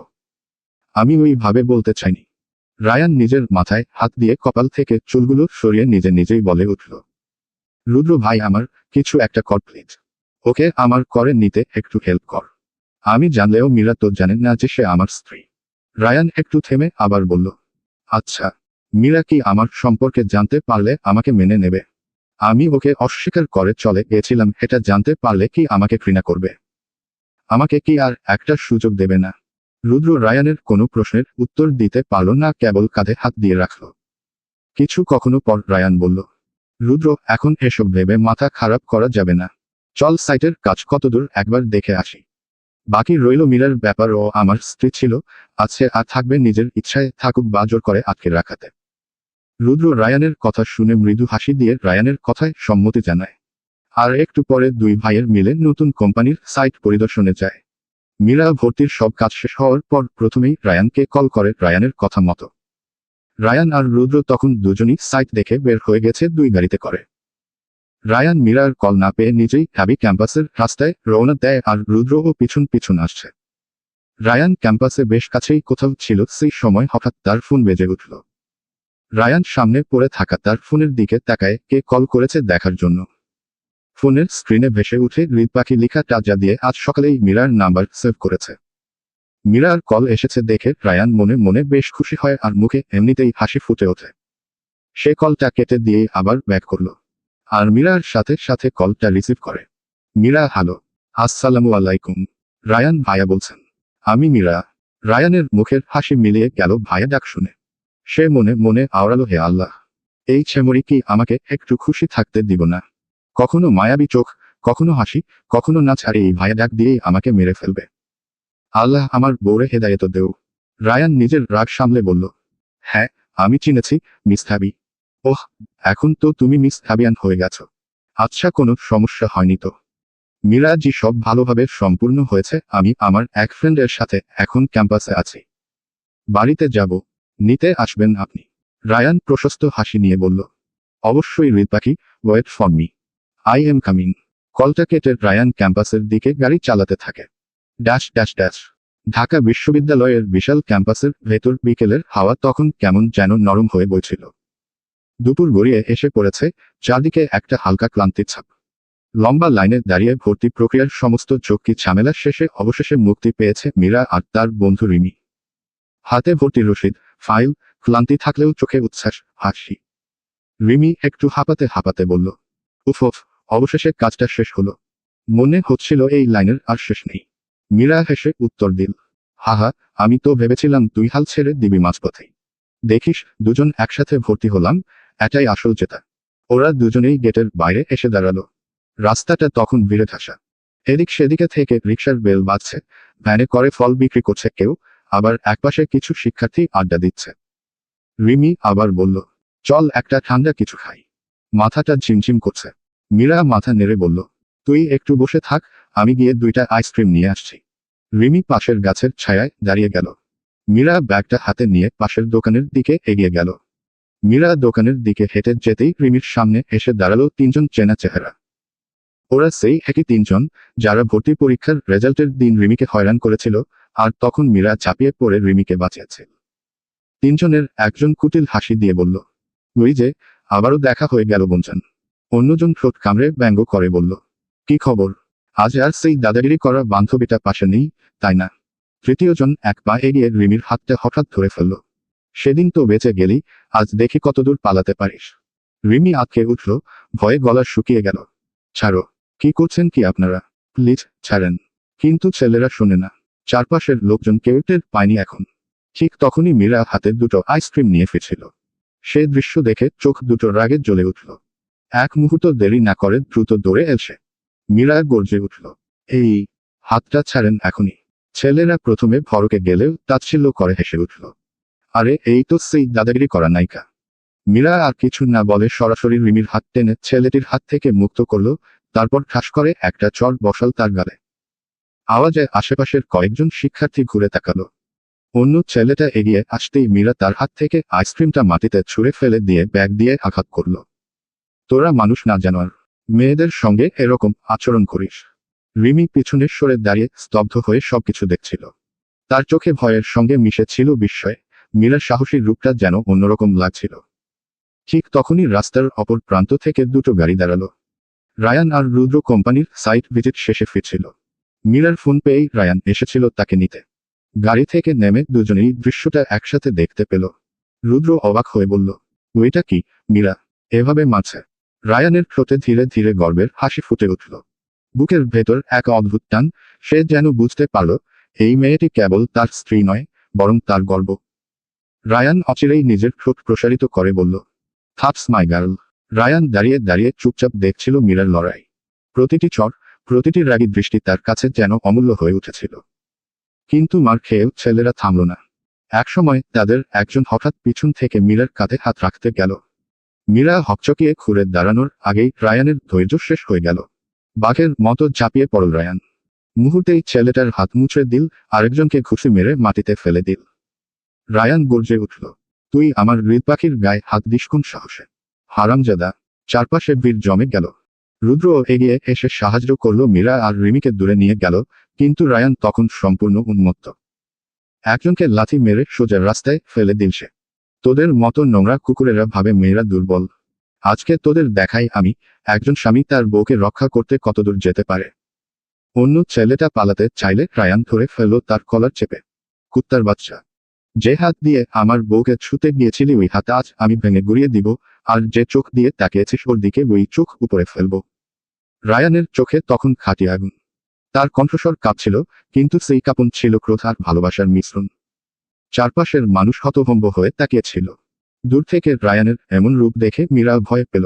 যদিও সে দূরে থাকায় কিছুই শুনতে পাচ্ছে না। মীরা রায়ানের ক্রোধের ভয়ে রুদ্রকে উদ্দেশ্য করে বলে, রুদ্র ভাইয়া তুমি যাও প্লিজ, উনাকে আটকাও গিয়ে লেগে যাবে উনার। থামাও প্লিজ। মীরার মাথায় হঠাৎ রায়ানের ক্ষতির চিন্তা বাসা বাঁধে, যেন ভীষণ আপন কেউ তার। রায়ানের ক্ষতি হলে যেন তার খুব ক্ষতি হবে এমন অনুভূতি হলো, যার কোনো মানে ছিল না মীরার কাছে। মীরার কথায় রুদ্র দৌড়ে গিয়ে রায়হানকে ধরে আটকায় আর ছেলেগুলোকে মারা থেকে। মারামারি শেষে 3 ছেলেই ছুটে পালালো। ভিড় থেকে করতালিও উঠল। কেউ বলল, ভাই, বাহ। কেউ বলল, এই রকমই হওয়া দরকার। মীরা স্তব্ধ হয়ে দাঁড়িয়েছিল। সে রিমিকে বুকে টেনে নিয়ে জিজ্ঞেস করল, তুই ঠিক আছিস তো? ভয় পেয়েছিস? রিমি মাথা নেড়ে চোখে জল নিয়ে বলল, তুই না থাকলে আজ আমার যে হয়ে যেত। ঠিক তখনই রায়ান মীরার দিকে তাকালো। তার চোখে তখনও আগুন, কিন্তু সেই আগুনের ভেতর ছিল এক অদ্ভুত মমতা, অধিকার আর আসক্তি। মীরার বুক কেঁপে উঠল। সে চুপ করে শুধু রায়ানের চোখের দিকে তাকিয়ে রইল। সেই দৃষ্টিতে ছিল ভয়, বিস্ময় আর অজানা এক অনুভূতির ঝড়। ভিড়ের ভেতর দাঁড়িয়ে থাকা মানুষজন তখনও গুঞ্জন করছে। একটু আগে যে ঝড়টা বয়ে গেল, তার রেশ কারো মুখে, কারো চোখে। রিমিকে আগলে রেখে মীরা দাঁড়িয়ে আছে, কিন্তু রায়ানের মুখ কালো মেঘে থাকা। সে একটাও কথা বলল না, শুধু গিয়ে দৃঢ় হাতে মীরার কবজি চেপে ধরল। রায়ান মীরার হাত ধরে রিমিকে নির্দেশ করে রুদ্রকে বলল, রুদ্র ওনাকে তার বাড়িতে পৌঁছে দিয়ে আয়। রায়ান রুদ্রকে আদেশ দিয়েই মীরায়াকে টানে। মীরা চমকে উঠে টানাটানি থেকে বাঁচার চেষ্টা করে। এই, ছাড়ুন না, লাগছে, আমি নিজেই যাচ্ছি। কোনো উত্তর দিল না রায়ান। লোহার মতো শক্ত হাত ধরে টেনে নিয়ে গেল নিজের কালো এসইউভির ওদিকে। চারপাশের লোকেরা বিস্ময়ে তাকিয়ে রইল, কারণ সেই দৃষ্টি, সেই তীব্রতা, কারো কিছু বলার সাহসী রইল না। গাড়ির দরজা খুলে মীরায়াকে ভেতরে বসিয়ে দিল, প্রায় ঠেলে। দরজাটা প্রচণ্ড শব্দে বন্ধ হলো।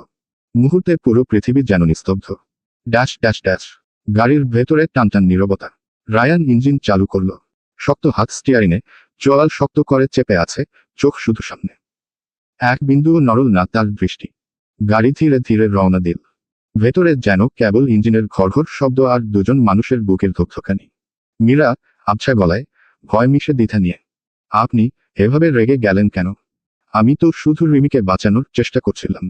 রায়ান এবার চোখ ফিরিয়ে তাকালো, দৃষ্টি যেন ধারালো ছুরির মতো। কণ্ঠে ধীরতা, চাপা রাগ। চেষ্টা? এটাকে চেষ্টা বলে? মাঝ রাস্তায় 3টে জানোয়ার তোকে গায়ে হাত দিতে গিয়েছিল, আর তুই দাঁড়িয়ে তাদের সাথে লড়াই করছিলি।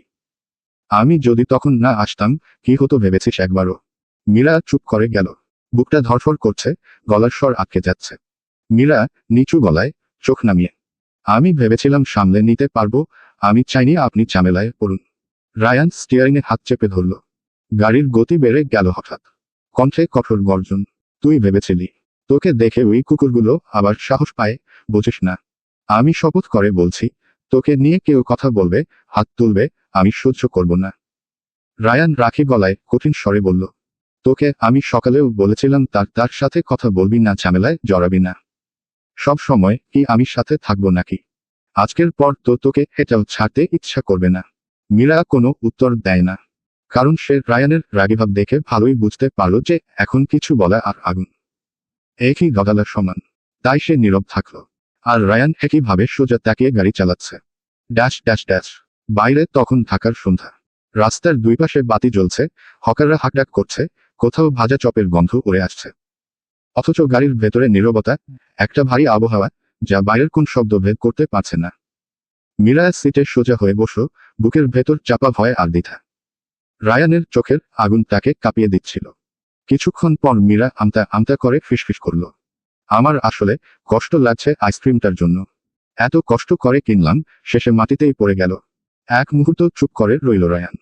তারপর হঠাৎ করেই তার ভ্রু কুঁচকে থাকা মুখে এক ফোঁটা হাসির রেখা ফুটল। এটা ভেবে যে কি মেয়ে এটা এই পরিস্থিতিতে আইসক্রিমের কথা ভাবছে। রায়ান কণ্ঠে সামান্য ব্যঙ্গ, কিন্তু রাগ গলে যাচ্ছে। এত বড় ঝামেলা হলো, আর সে বসে আছে আইসক্রিমের জন্য হাহুতাশ করে। তুমি কি বাচ্চা নাকি?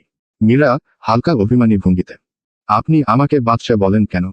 আমি তো আসলেই সিরিয়াস ছিলাম। রায়ান মাথা নাড়ল, এবার স্বাভাবিক কণ্ঠে, সিরিয়াস? রাস্তার মাঝখানে দাঁড়িয়ে হাতাহাতি মারামারি করাকে তোমার সিরিয়াস বলে মনে হচ্ছে? আমি বলছি, তুমি একদম ঝামেলার মেয়ে। মীরার ঠোঁটে এবার অল্প একটা হাসি ফুটল। ঝামেলার হলেও আমি তো রিমিকে বাঁচালাম। রায়ান সোজা তার দিকে তাকিয়ে গভীর স্বরে বলল, হ্যাঁ, বাঁচিয়েছিস। এজন্যই তো আমার বুক গর্বে ভরে গেছে। কিন্তু তুই আমার মীরা। তোকে কেউ স্পর্শ করবে আমি ছাড়া, কারো স্পর্শ তোর উপর আমি কল্পনায়ও সহ্য করতে পারবো না। ইউ বেটার বে careful about your self, my heart bird. কথাটা এত দৃঢ়, এত অধিকারবোধে ভরা ছিল যে মীরার বুক কেঁপে উঠল। হঠাৎ করেই গাড়ির ভেতরটা ঠান্ডা বাতাসের মতো নরম হয়ে গেল। মীরা চোখ বড় বড় করে রায়ানের দিকে তাকিয়ে প্রশ্ন করল, আমি আপনার মানে? আর ওটা আবার কেমন নাম হলো হাটবার্ড? রায়ান দুষ্টু হাসি হাসল। এসবের মানে তোমাকে এখন বুঝতে হবে না রিত পাখি। মীরা তখনও রায়ানের দিকে তাকিয়েছিল। রায়ান এবার স্বাভাবিক হয়ে প্রশ্ন করে, তো মিস হ্যাবিয়ান, তোমার ফিউচার প্ল্যান কি? মীরা মিষ্টি হেসে জবাব দেয়, LLB কমপ্লিট করে লয়ার হব। আর আপনার ফিউচারে কি প্ল্যান? রায়ান মীরার প্রশ্নের প্রতিউত্তরে আনমনে গান ধরে, আমার যত ভাই ব্রাদার ডাকবে তোমায় ভাবি। তোমার শাড়িতে আঁচলেতে থাকবে ঘরের চাবি। কারণ হালকা আওয়াজে হাবুডুবু খাচ্ছি আমি প্রেম সাগরে নেমে। প্রথম দেখায় পড়েছিলাম আমি তোমার প্রেমে। মীরা আশ্চর্য হয়ে বলে উঠল, কি চলবে?